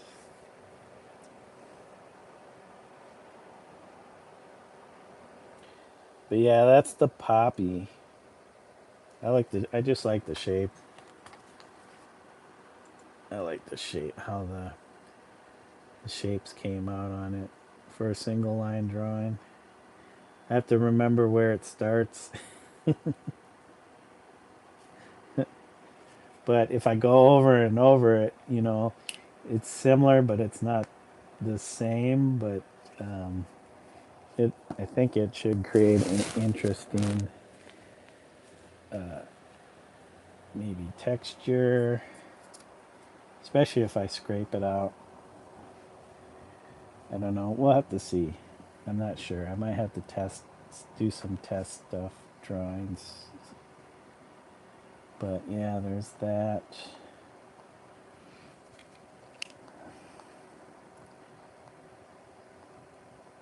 Man, we got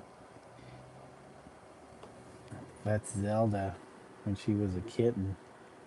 Now she's a big fluffy troublemaker. Same with her sister, Marlo, a little teeny cutie with my whatever box, the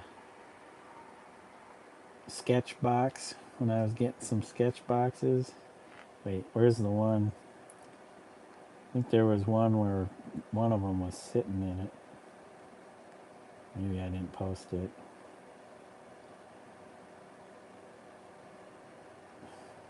They're crawling on top of my easel here. They used to climb up on this top bar here, right up here.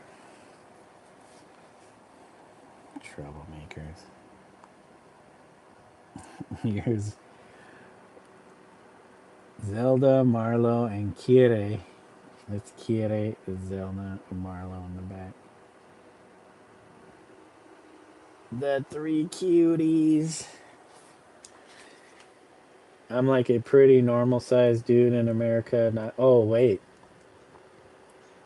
the sizes are different in Japan. Like triple X. What is that? Like large is like extra small or something. That would seem kind of weird. Got that poppy. Oh yeah, here. It's hard to tell with this scale, but that's the. Was that one of the canvases before it got primed? Down below here, that canvas behind that just that little bottom bit. That's a 3 foot by 4 foot, so that's 3 foot across. So yeah, this is about. Is it 4.5? Or 5 foot. I think this is 5 foot. That might be 5.5 or 6. Wait, did I have? Nope. Yeah, but those are pretty big. Oh, I didn't do anything on them.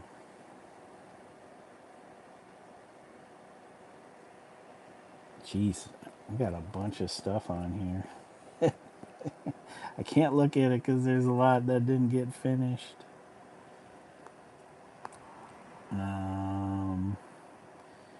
Yeah, let's go back here. Put this back and we'll keep. We're almost done outlining. Look at this cat. This is what she looks like now. She looks the same, but bigger. Don't you? You look the same, but bigger. Bigger. Her head looked more round. Hey, you, get out of here. Go. You're bugging me. Crazy. You wear XL here? Okay. Triple X there is probably like a medium here. That's crazy. Oh, does it go...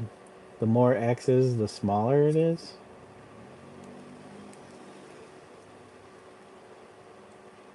Seems kind of odd. But it is Japan. It is Japan.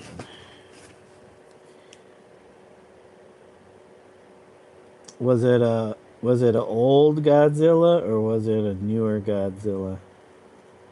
Or was it like the CGI or animated Godzilla?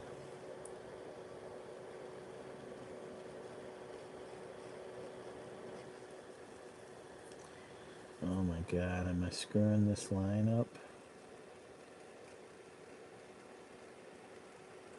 That's alright. I think the secondary line will fix that.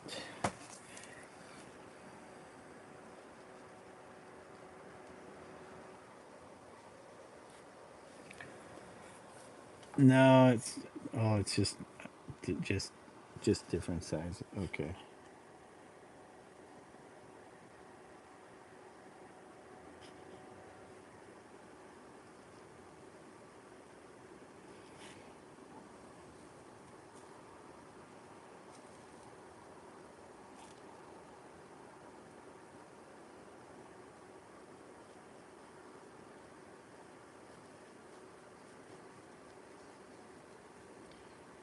I'll have to keep that in mind if I ever go to Japan, if I ever get a chance to go to Japan.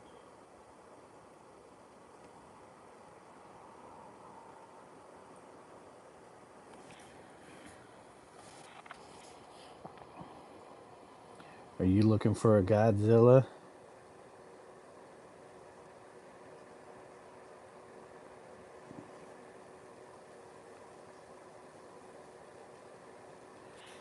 I had a bunch of Godzilla. I still have them in my photo album. Bunch of Godzilla reference photos. I don't know if I just didn't find the right one that I thought would work. This was a while back. It was for a... Only reason why I was doing it was for a local kaiju art show. It's a guy here that I know. He does different art shows sometimes within the year. Yeah, that one was kaiju.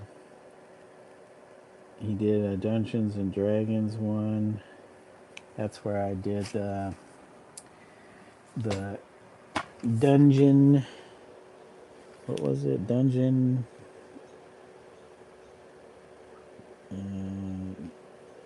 Delicious in Dungeon characters, and then I mashed it up with a beholder behind them. That one was just digital. I don't usually do digital stuff for the art shows. It's always actual painting. But for some reason, I didn't have a whole lot of time. And I would just do it at work.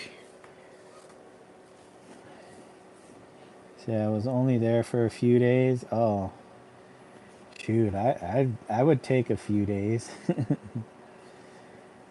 Color shirt like a nice one. Oh wait, it was like a really nice tight knit shirt with like the waves, old school.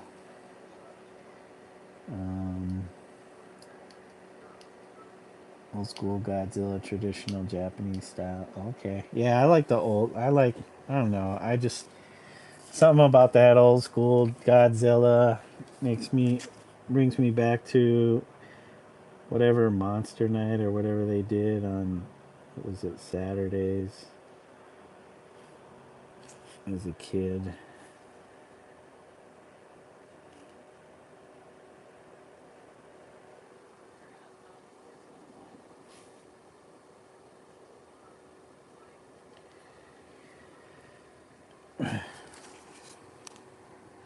Can't remember if that was on cable or I think there might have been on regular network TV, but just like late at night or something.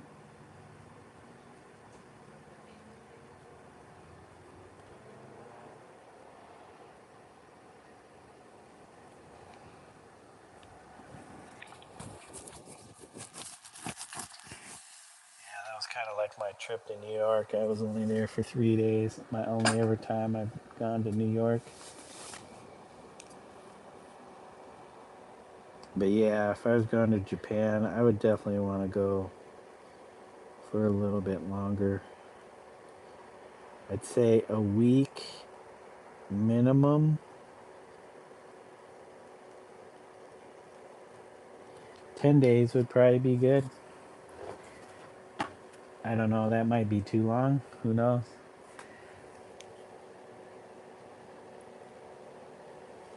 I would visit my grandparents in Hawaii. And I think, what was it? Shortest trip was 10 days.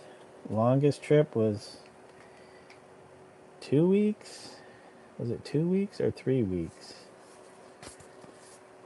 Kind of bummed when I had to come back after the long one.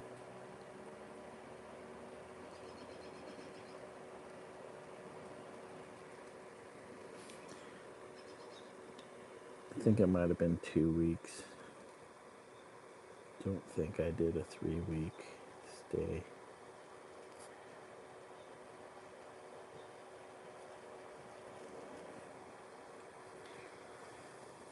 But no more of that.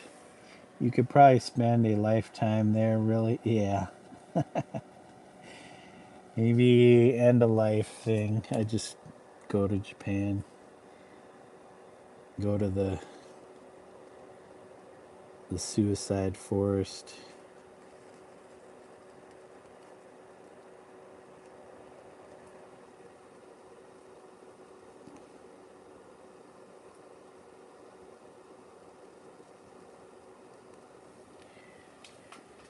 Hey, we got it all outlined in the green. There's some areas that are definitely light. I don't know. Is the varying opacity kind of growing on me?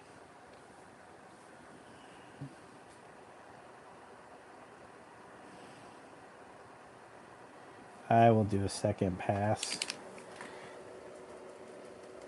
I just want it to kind of stand out. But, I'm not hating the translucent bits.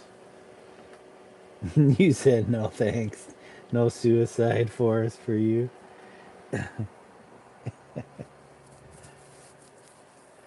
I'm not saying I would like commit suicide. It would just be like you go there at the end of your life and just die.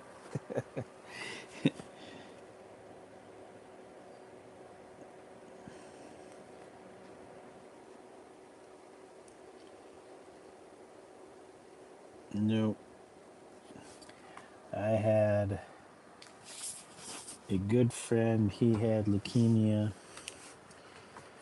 And towards the end, it was hard for him, and he ended up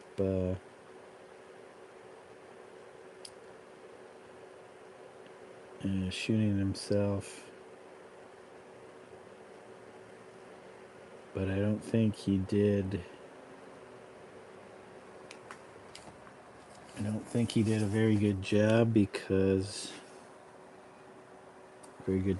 it because I think he was still alive for a bit, but I don't know if he was conscious, in a coma. I didn't find this out until after the fact, once he had passed, because at that time we were just kind of out of communication. We were doing our own things. But the last time I did saw him, I knew he was dealing with it, but he was growing marijuana. I'm assuming to help with the pain. I don't know if that really helped. But yeah, I think him and his girlfriend kind of had a falling out. He was just not his usual self towards the end there, and she couldn't handle it.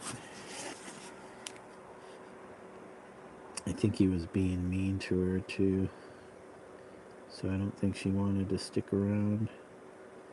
But they had been together ever since I had known them. And he was one of two people that I got to know back in the late 90s who kind of pushed me to kind of have getting into showing my artwork, because prior to that I didn't have any idea about that, since I didn't go to art school or anything, so I didn't learn anything about showing art. I don't think it was part of my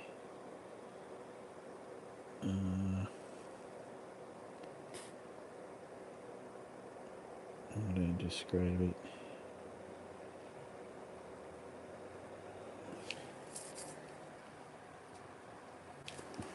Part of my cosmology, for lack of a better word. Definitely wasn't something I was aware that I could be doing with my art. I was just making my art at home, painting, going to work, going back home, maybe a little skateboarding, painting at home, hanging out with my roommates, and yeah, I would just have friends come through, friends of friends, and people would be like, "Oh, see the artwork." But yeah, it wasn't till him and another guy that I worked with at the local cooperative grocery store. They were the ones that were like, "Hey, you should do an art show," and then they introduced me to some other artists, and we organized something, and that was my first show. It was at a local gallery in Minneapolis, gallery/coffee shop. Went by the name of Gus Lucky's Gallery.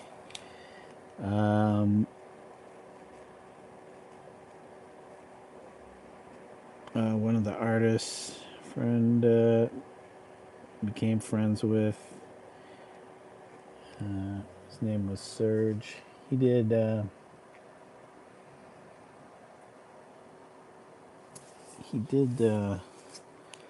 kind of relief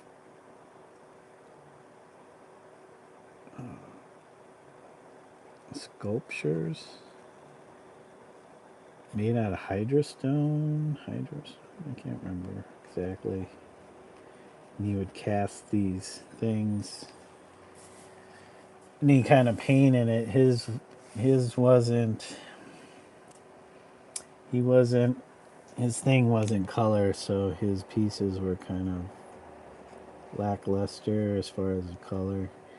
But the other guy, who was also a painter, he did portraits. He did imagined. Well, I don't know.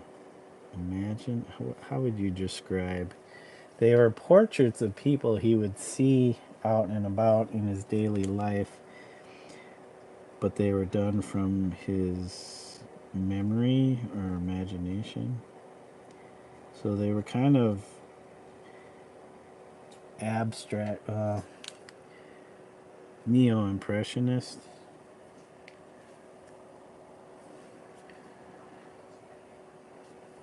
But yeah, those two guys. That guy's name was Aaron.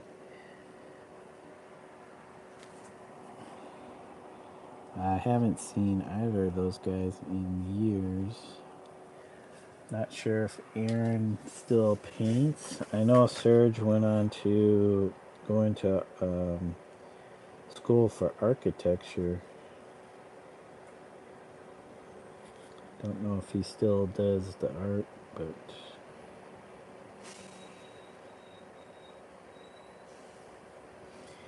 I think when I last tried to see if I can find him online, he was on LinkedIn and he was working for a particular architectural firm, but I can't remember where.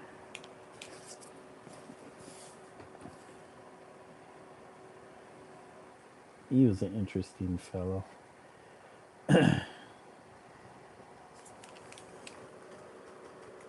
Man, that was back in 1999. I think 99 was my very first art show. Actually, the guy who owned the gallery coffee shop, his requirement, since I don't know, I know I hadn't shown anywhere before, his requirement was that I had to have at least one showing somewhere. So he organized to have me show at a different coffee shop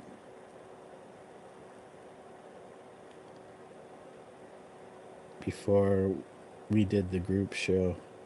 I'm like, I guess, I mean, we weren't really showing in the gallery. It was set up in the coffee shop area, so I don't know why he made me do that. I don't know if any of the other guys had to do that. Shoot, I was 99. I would have been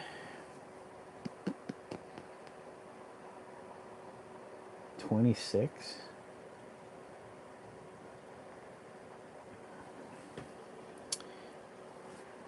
First art show at 26, and then after that I had various shows at a coffee shop. I had this my biggest show was at a hair salon in Minneapolis called Jungle Red. It was a huge space, and that was a pretty had a pretty big turnout. And my one friend that had the girlfriend, well, we are all friends, but his girlfriend worked for a catering company, and she was able to get um, a case of wine. And then another friend of ours, it was her. Those two worked the bar. I don't think, I can't remember if I had somebody else come in to DJ or not. Oh, maybe I did.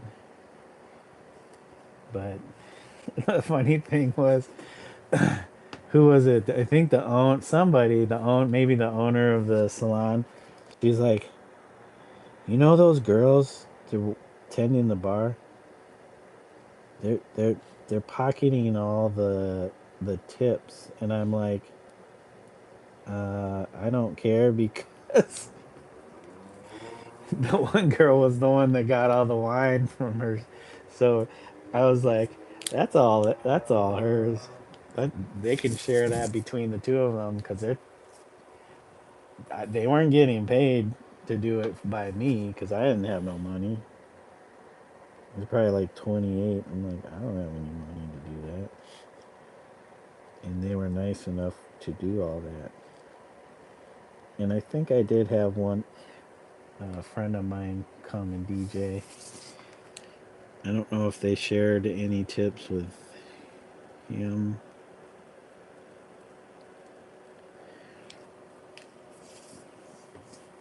I think my largest canvas to date sold that time. You graduated in '99? Okay, yeah, I graduated. Like, graduated high school or college? Sounds like the beginning of an indie movie. Yeah. I could write all this down. There's so many strange stories. Stories of me and my friends going to raves. Um, and I wasn't even really the rave type.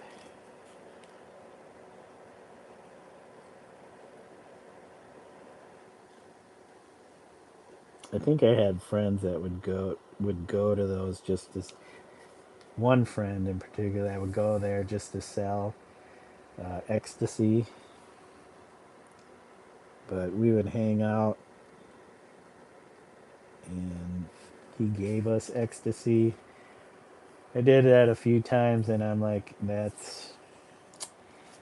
is not my thing.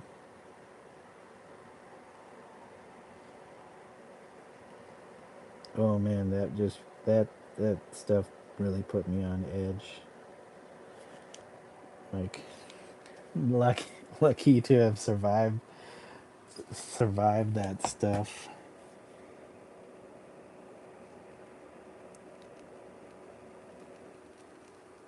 I just watched this YouTube thing on, what was it? Young Gen Young Gen Xers, and how they survived or how they came to be who they are. So I guess a young Gen Xer is somebody from birth year 1973, which is my birth year, to 1980.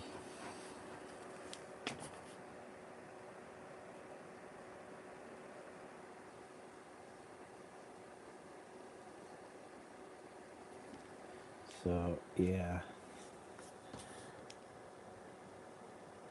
lucky to survive all that because some people didn't. All those drugs and stuff.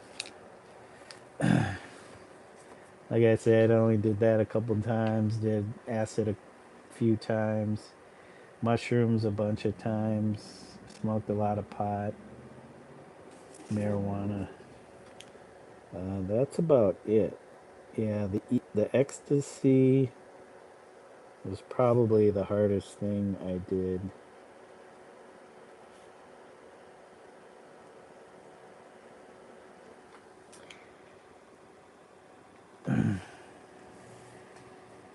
You did you did it once, didn't like it either. Yeah, it was just weird. Like, the whole time I felt like I was grinding my teeth, probably because of the, jeez, I don't even know what they made ecstasy with. Was it a form of meth or amphetamine?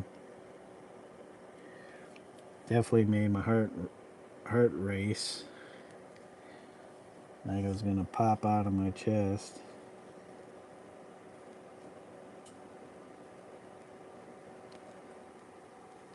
Oh, sorry, Kate.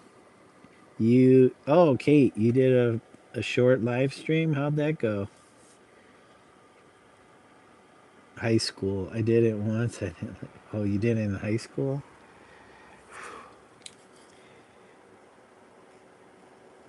Yeah, I was pretty much straight edge in high school. It wasn't until my 20s. My it wasn't until turned 20 that I started to experiment. Since I had friends that got into like selling pot, and then one of those friends got into making and selling LSD, and got a hold of. I always had. It might have been through his mother, who had probably had connections, um, but he always sold pot, marijuana. I remember like hanging. Bunch of us go over to his place, and we made pot cookies. Oh, they were so disgusting because they were made with applesauce and something else. Just awful. But we ate them. Had many a nights like that.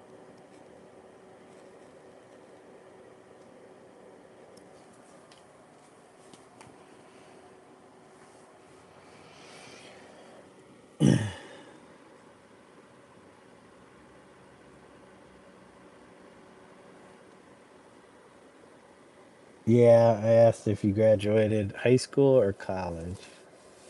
I'm assuming it was high school.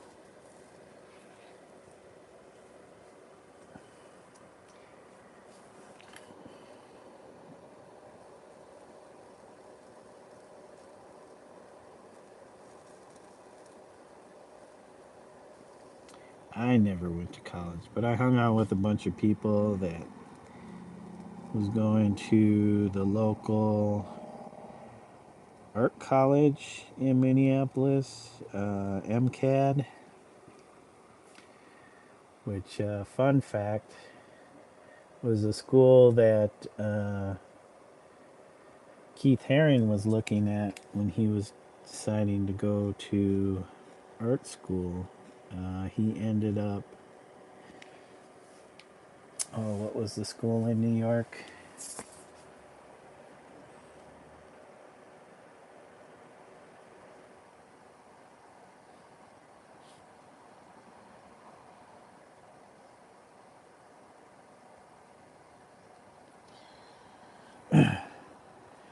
Which, ironically, he came back to Minneapolis to do a mural at the Walker Art Center. And I swear, because my mom worked at the insurance company that was right next to the Walker at that time, and I would go meet her sometimes to go have lunch at the Walker Art Center's cafeteria. And I swear one time, because he was doing it in the concourse, and you could exit the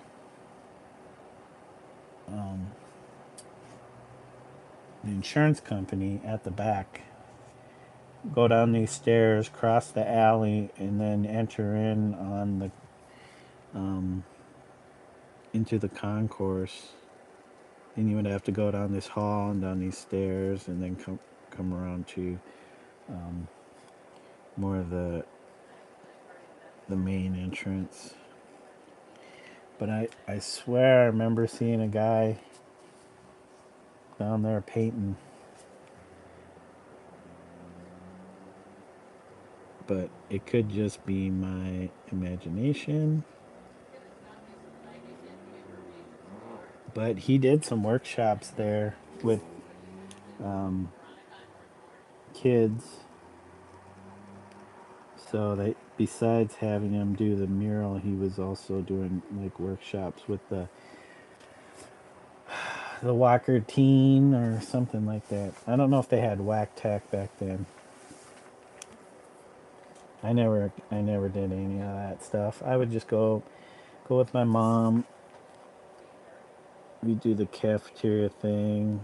Sometimes we'd go to the museum part.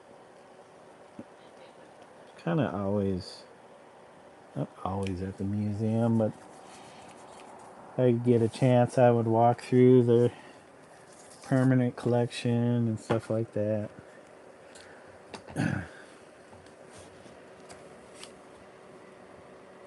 My mom especially would take me. I did acid in high school though. I'm glad I didn't do any of that stuff. Got into any of that stuff until after high school because I don't know how I would have been if I. I know my brother got into smoking pot in high school. He would be skipping class. He got into smoking cigarettes and all that. And it was just like, but he's no longer smokes cigarettes. He's still smoking weed though. He's like, he has his own business. Um, he runs a gardening shop there in Minneapolis. Pretty successful, and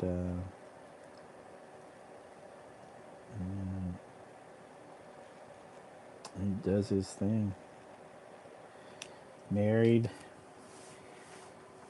takes care of him and my sister-in-law. They take care of my mom, or at least my mom lives with them, so they take care of her. And my sister-in-law is always kind of been into art herself and has done paintings and stuff. She's like organized shows. She used to work at a few coffee shops, so she's organized shows there. Got into the medical field for a little bit, working in registration. Now she is successfully, she does miniature, she makes these miniature dioramas using bugs, and they're really well done. And she is able to make a living off of that because there's a shop in Minneapolis called, is it 12 Vultures or something? And they're kind of like a curio shop, and they just buy up her work, and people are just crazy about this stuff. And I'm like, holy, maybe I should have got into that. But she does. She really puts in so much time and effort into her pieces. It's crazy. It's just funny how many artists, creatives are in my family. Or I know. I got live stream today. I like and subscribe. Oh.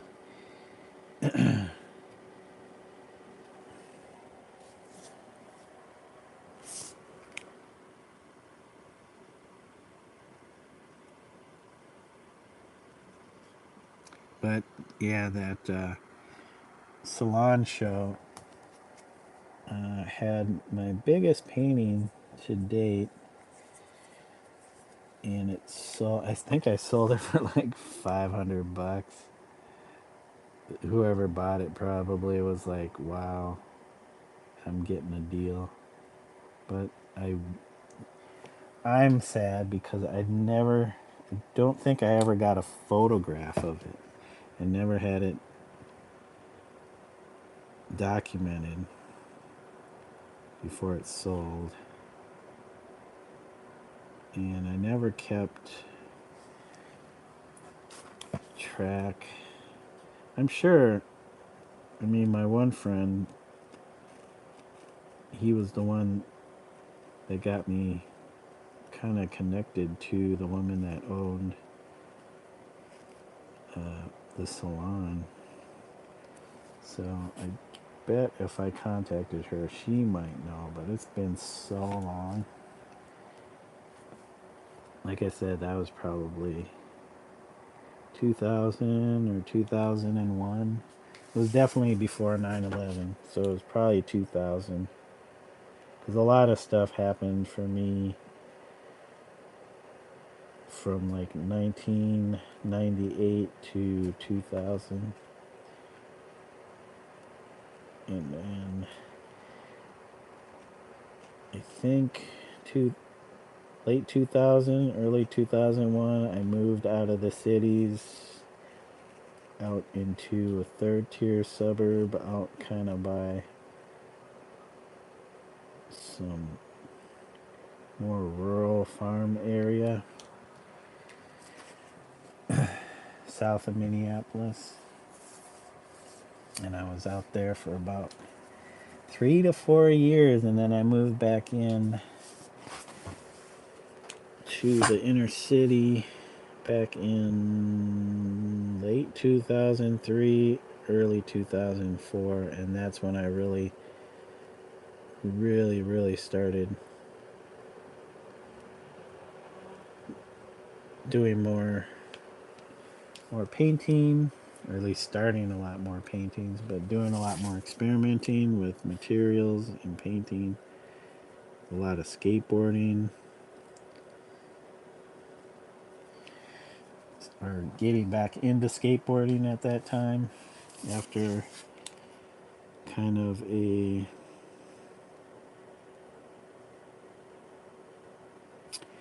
not quite a full hiatus, because I still use my skateboard to travel while I was in the cities, but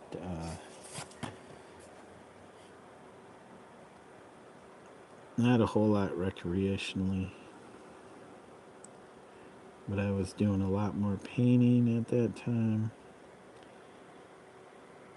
Got into the very first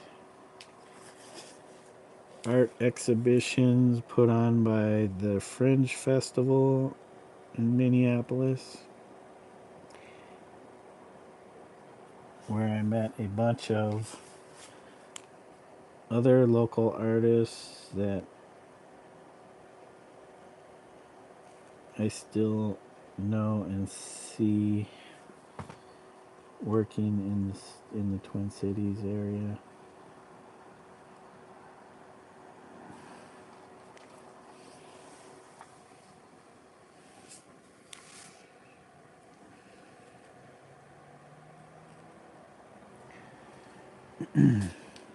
Hey, thanks guys for all the likes. We got 2 more added since I last actually paid attention to that. I don't know if my camera's. I need it. Okay, if I'm holding it here in my lap, I should have it aimed. So I'm just going around trying to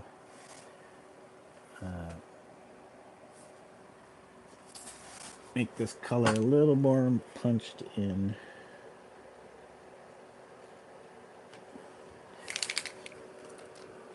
What time is it? It's 8:50. I'll probably have to, well, my wife's off at 10:30, so I would say I'm gonna have to start prepping food about 9:30 so we can eat not too late.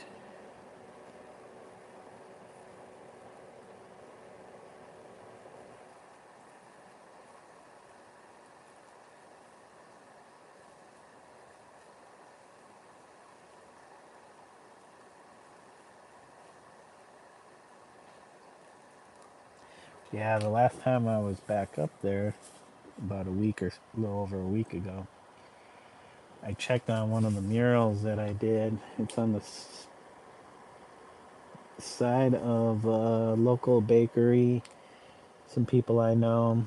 One of them I used to work with at the cooperative grocery store and the deli in the bakery department. But her and her husband run a pretty successful small bakery on the south side of Minneapolis. Actually, not relatively close to my brother, where my brother lives. But yeah, I did a mural for them, and it's a little faded in some areas. I would say all over, but it's more noticeable in one particular section where there's a lot of vibrant color, which is crazy because I thought the paint that I used would hold up a little better, but it's on the south facing wall, so it gets direct sunlight all the time. Minnesota winters are usually pretty bad, and but I didn't notice any like cracking or peeling. It was just that some of the colors are kind of faded a little, or not as vibrant. Hey, Dondrell Lee, how's it going? What we up to today, Dondrell? You have a busy day? Were you out on the boardwalk?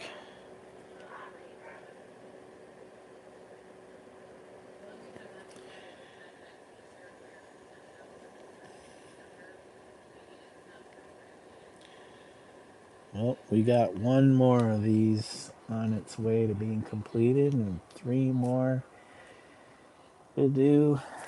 But I was having some issues with the stencil adhering to the canvas for this one. But we got something.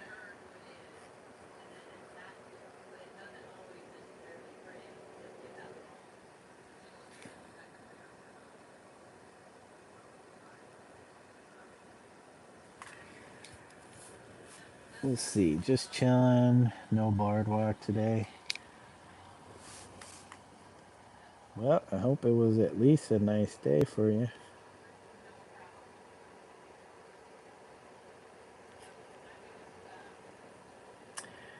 I'm just rambling about the old days.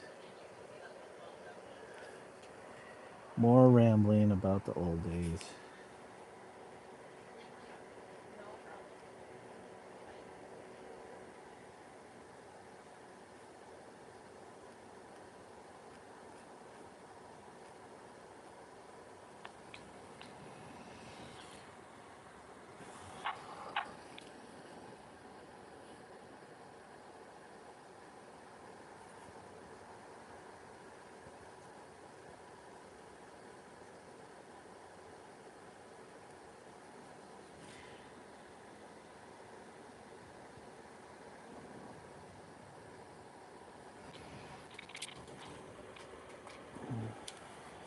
These abstract joints turn out cool.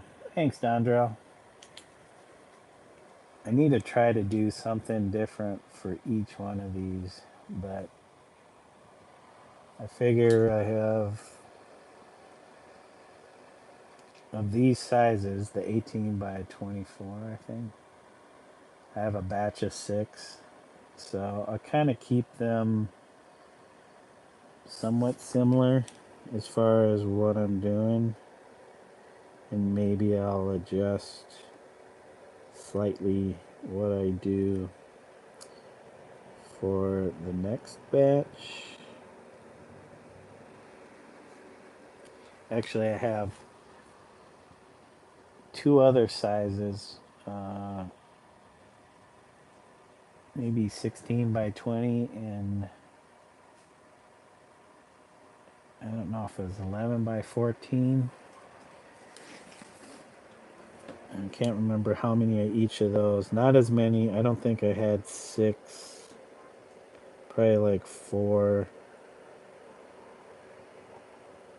Maybe 4 of each of that size. So maybe I'll continue that whole. So it'd be that whole collection, similar to what I'm doing here, but kind of playing with it a little bit. But yeah, if I do more, I want to try some other stuff with this line.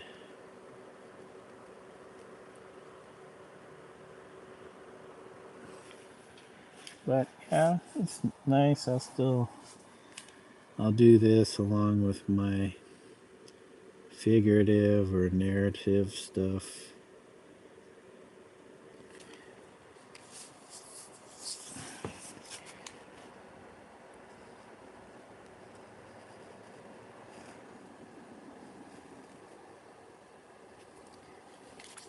Maybe I'll do some I'll do the large one.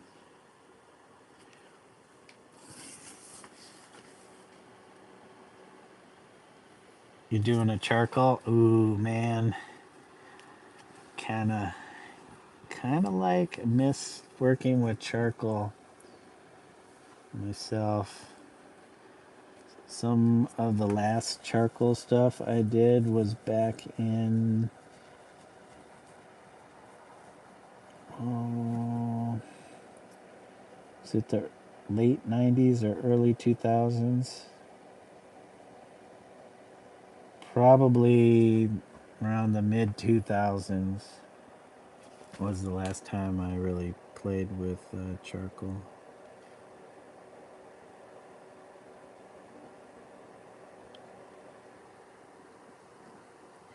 Nope, it was definitely late 90s, so 97, 98.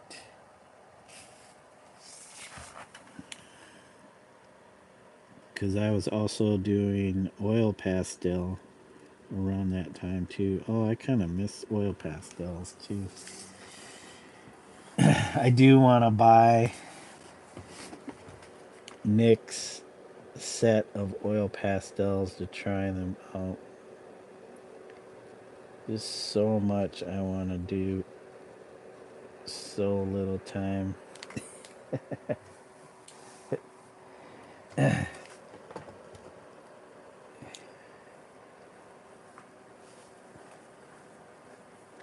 So the next step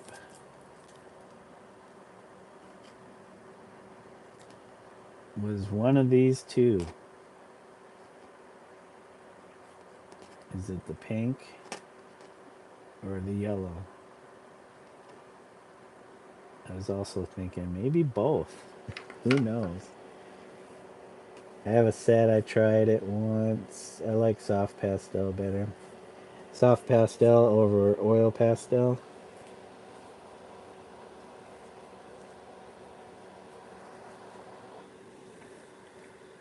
I don't know if I've ever had any soft pastels. I've had things that were kind of like chalk, which they said were pastel, but I think it was kind of like chalk because they were hard. They were really hard, almost like chalk. And then the Sakura brand, Craypaw brand.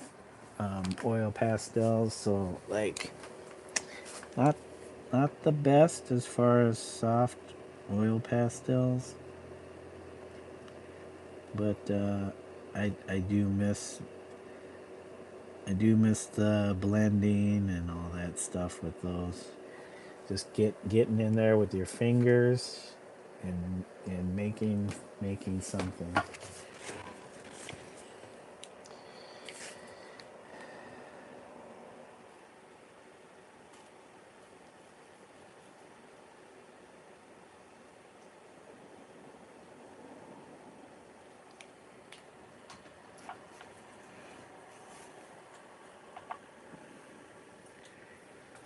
I don't know if this is looking too much like graffiti.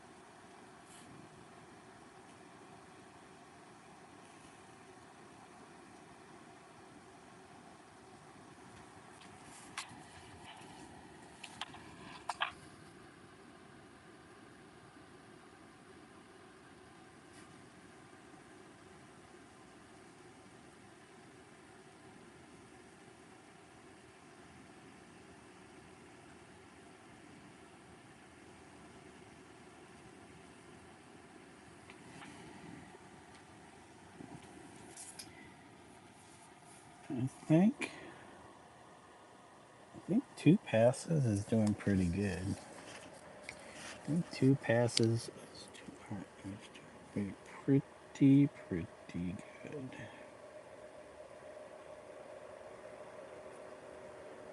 Hope I'm not putting the heel of my palm into anything.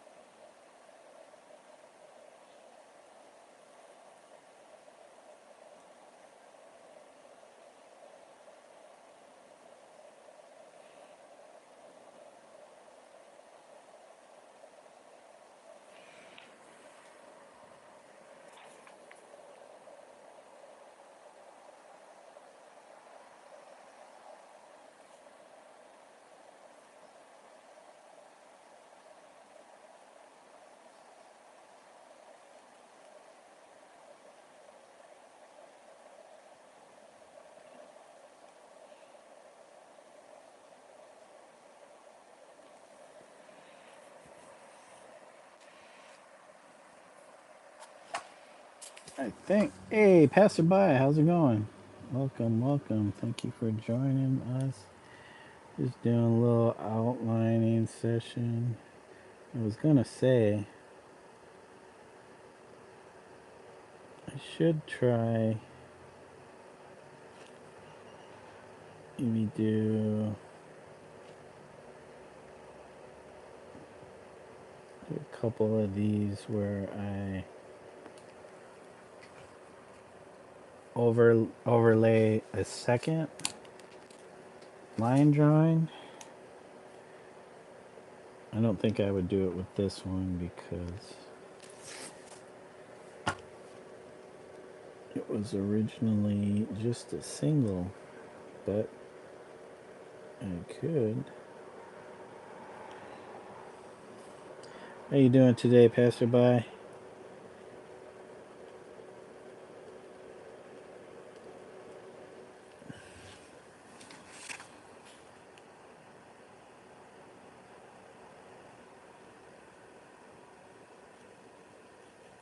Jeez, how long have we been on? If I can see, 191 minutes. So, geez, almost 3 hours and 11 minutes, 12 minutes. Good, mate. Saw you on Joel's stream earlier. Yeah, I popped in to say hello. Just asked a few questions. It's been a while since I jumped in on one of his lives. I think I've jumped in and lurked for a few.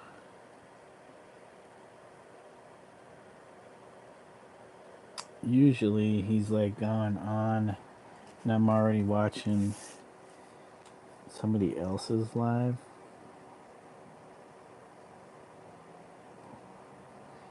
And if I'm at work, sometimes I can have a couple windows open and I'll have one that I'm listening to and the other is just playing silently.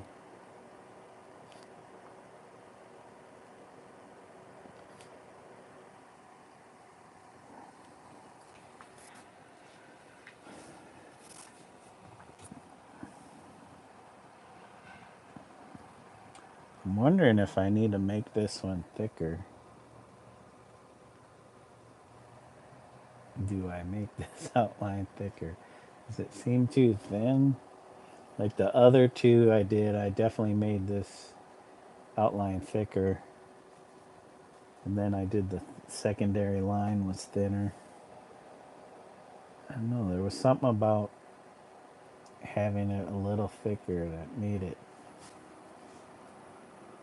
I don't know. You said, yeah, I said nothing. Give you as a chance to catch up.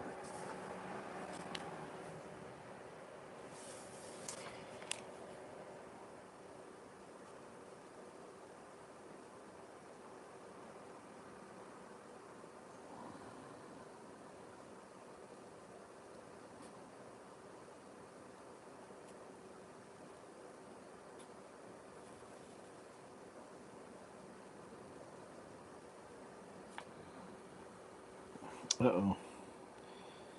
Well, it's good to see it. How you been? I saw that story was on YouTube again. I haven't seen. I don't know if they've been on recently. I don't know if they got tired of TikTok or if they're still doing TikTok, but then not trying to forget YouTube.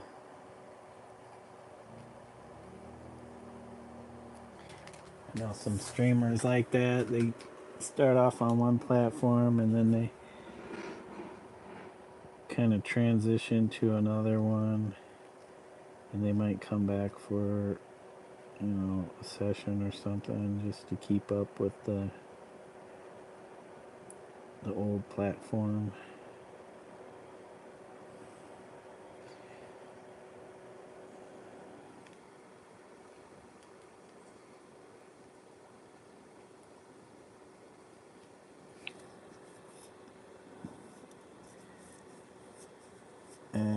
I'm the kind of mod that lurks anyway. I'm not sure, I haven't caught up with story in quite some time.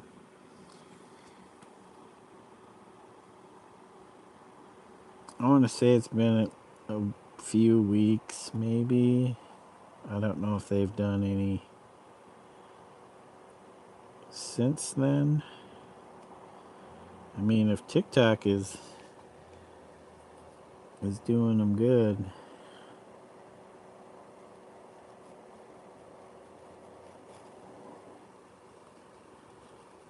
I don't know if I'm ready to TikTok.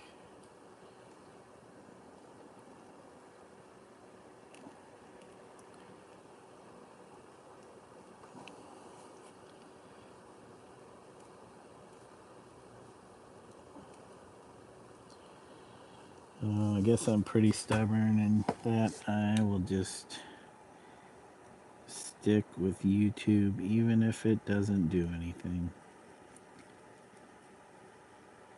Not that I got into it for it to do something,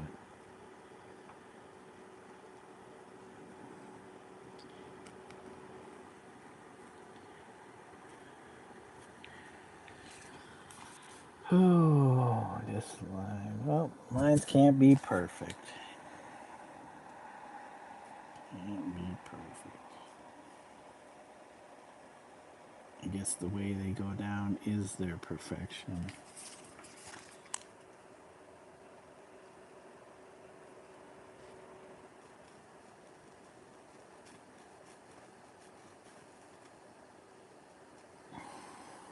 Make sure I'm not putting my finger in the wet paint. I'm sitting here trying to fix everything. Help TikTok.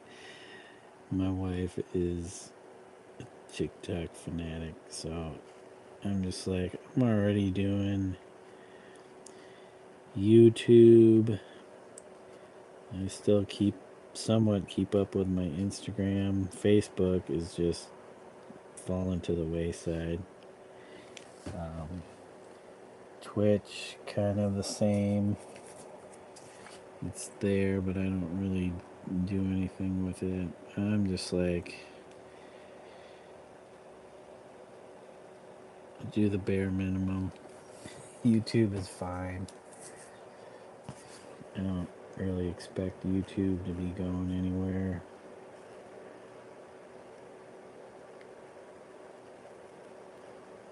It's crazy because I feel like with any of these things, if you're not doing it daily, they're like, screw you. And it's like, I'm not about to be doing this on a daily unless this becomes, my art becomes full time, where my time is my own time. Then I would just do what I already do, throw the live on and then just paint. I don't think I would be changing up what I do just to satisfy the YouTube gods.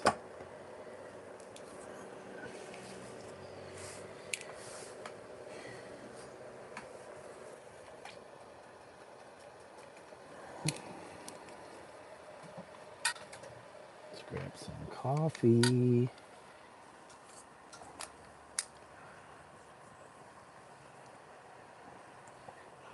Well, you know what? I think I might have to make this line a little thicker. I don't think this line weight is doing it. Or it could just be the colors. But it is what it is gonna be. You said another job has come up. Still at work. I might catch you soon. All right, passerby. take care of yourself. Be safe out there.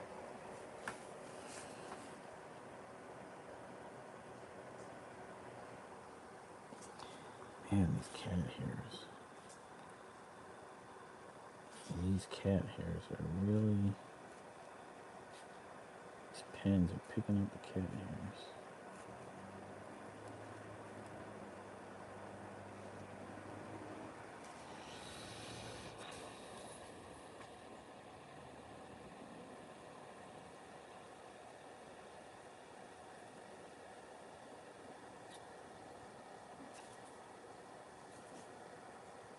Oh, come on. I thought I got that.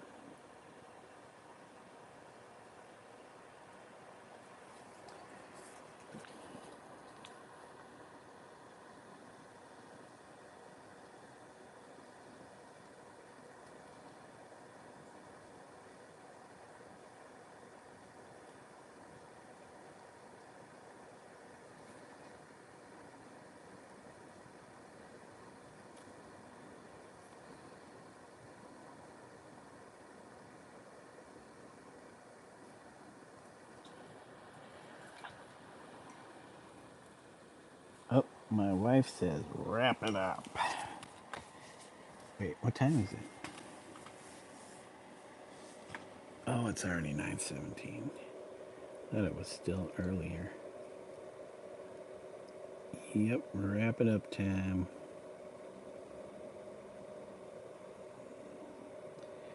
Cause I gotta start putting together dinner.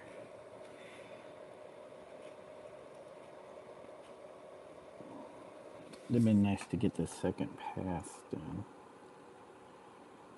But if I am going to make this line weight thicker or heavier,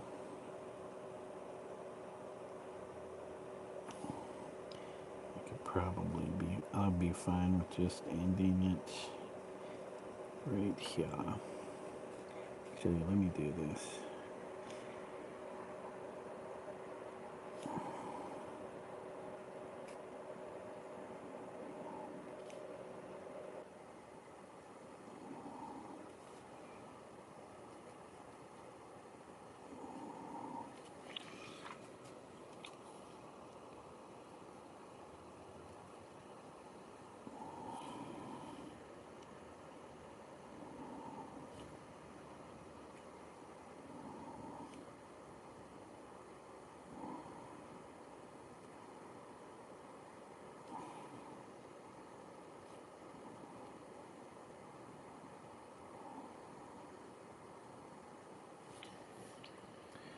Okay, I think that's gonna be a good stopping point.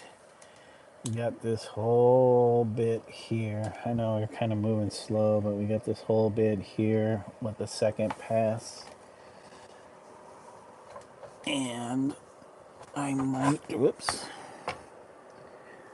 Let me turn, I think it's like this.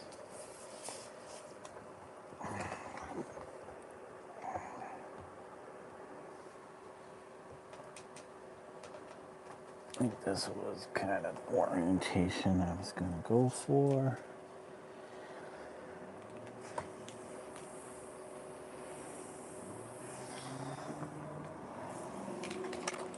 But,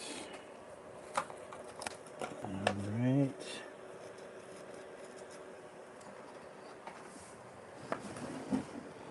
Yeah, not too bad. Let me close up this stuff.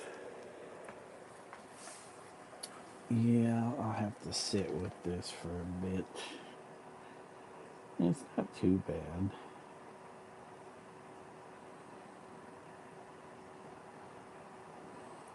I really need to start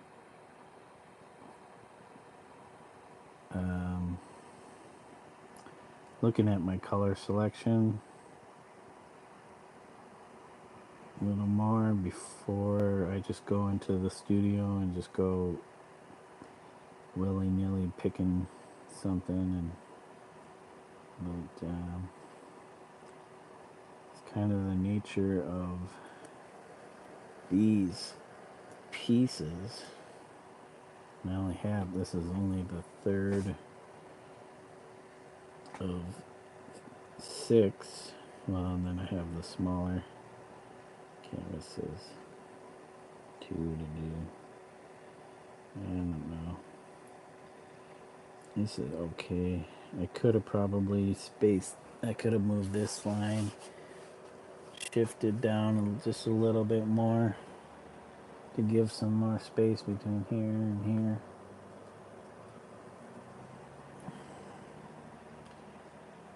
But it is what it is. It got laid down that way. Do it, finish it, move on to the next one. Because there's plenty to do. You got live streams. Yeah, Kate, you mentioned that earlier. How long did you go on for? Alright, Kiai. Nope, I don't want your stinky butt in my face.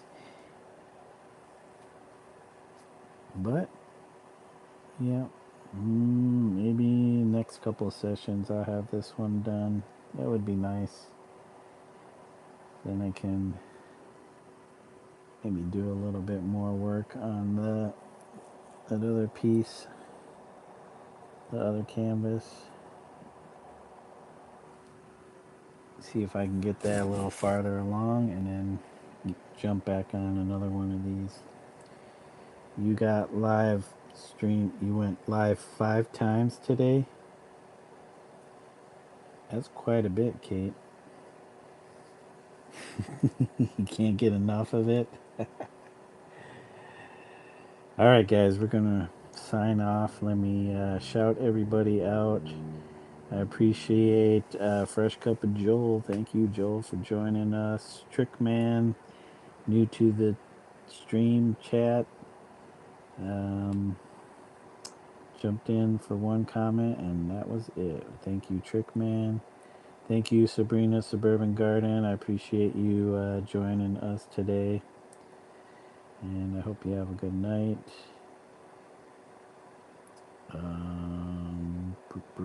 Thank you, Cosmos, for dropping in to say hello with the wavy hand. Thank you, Cosmos.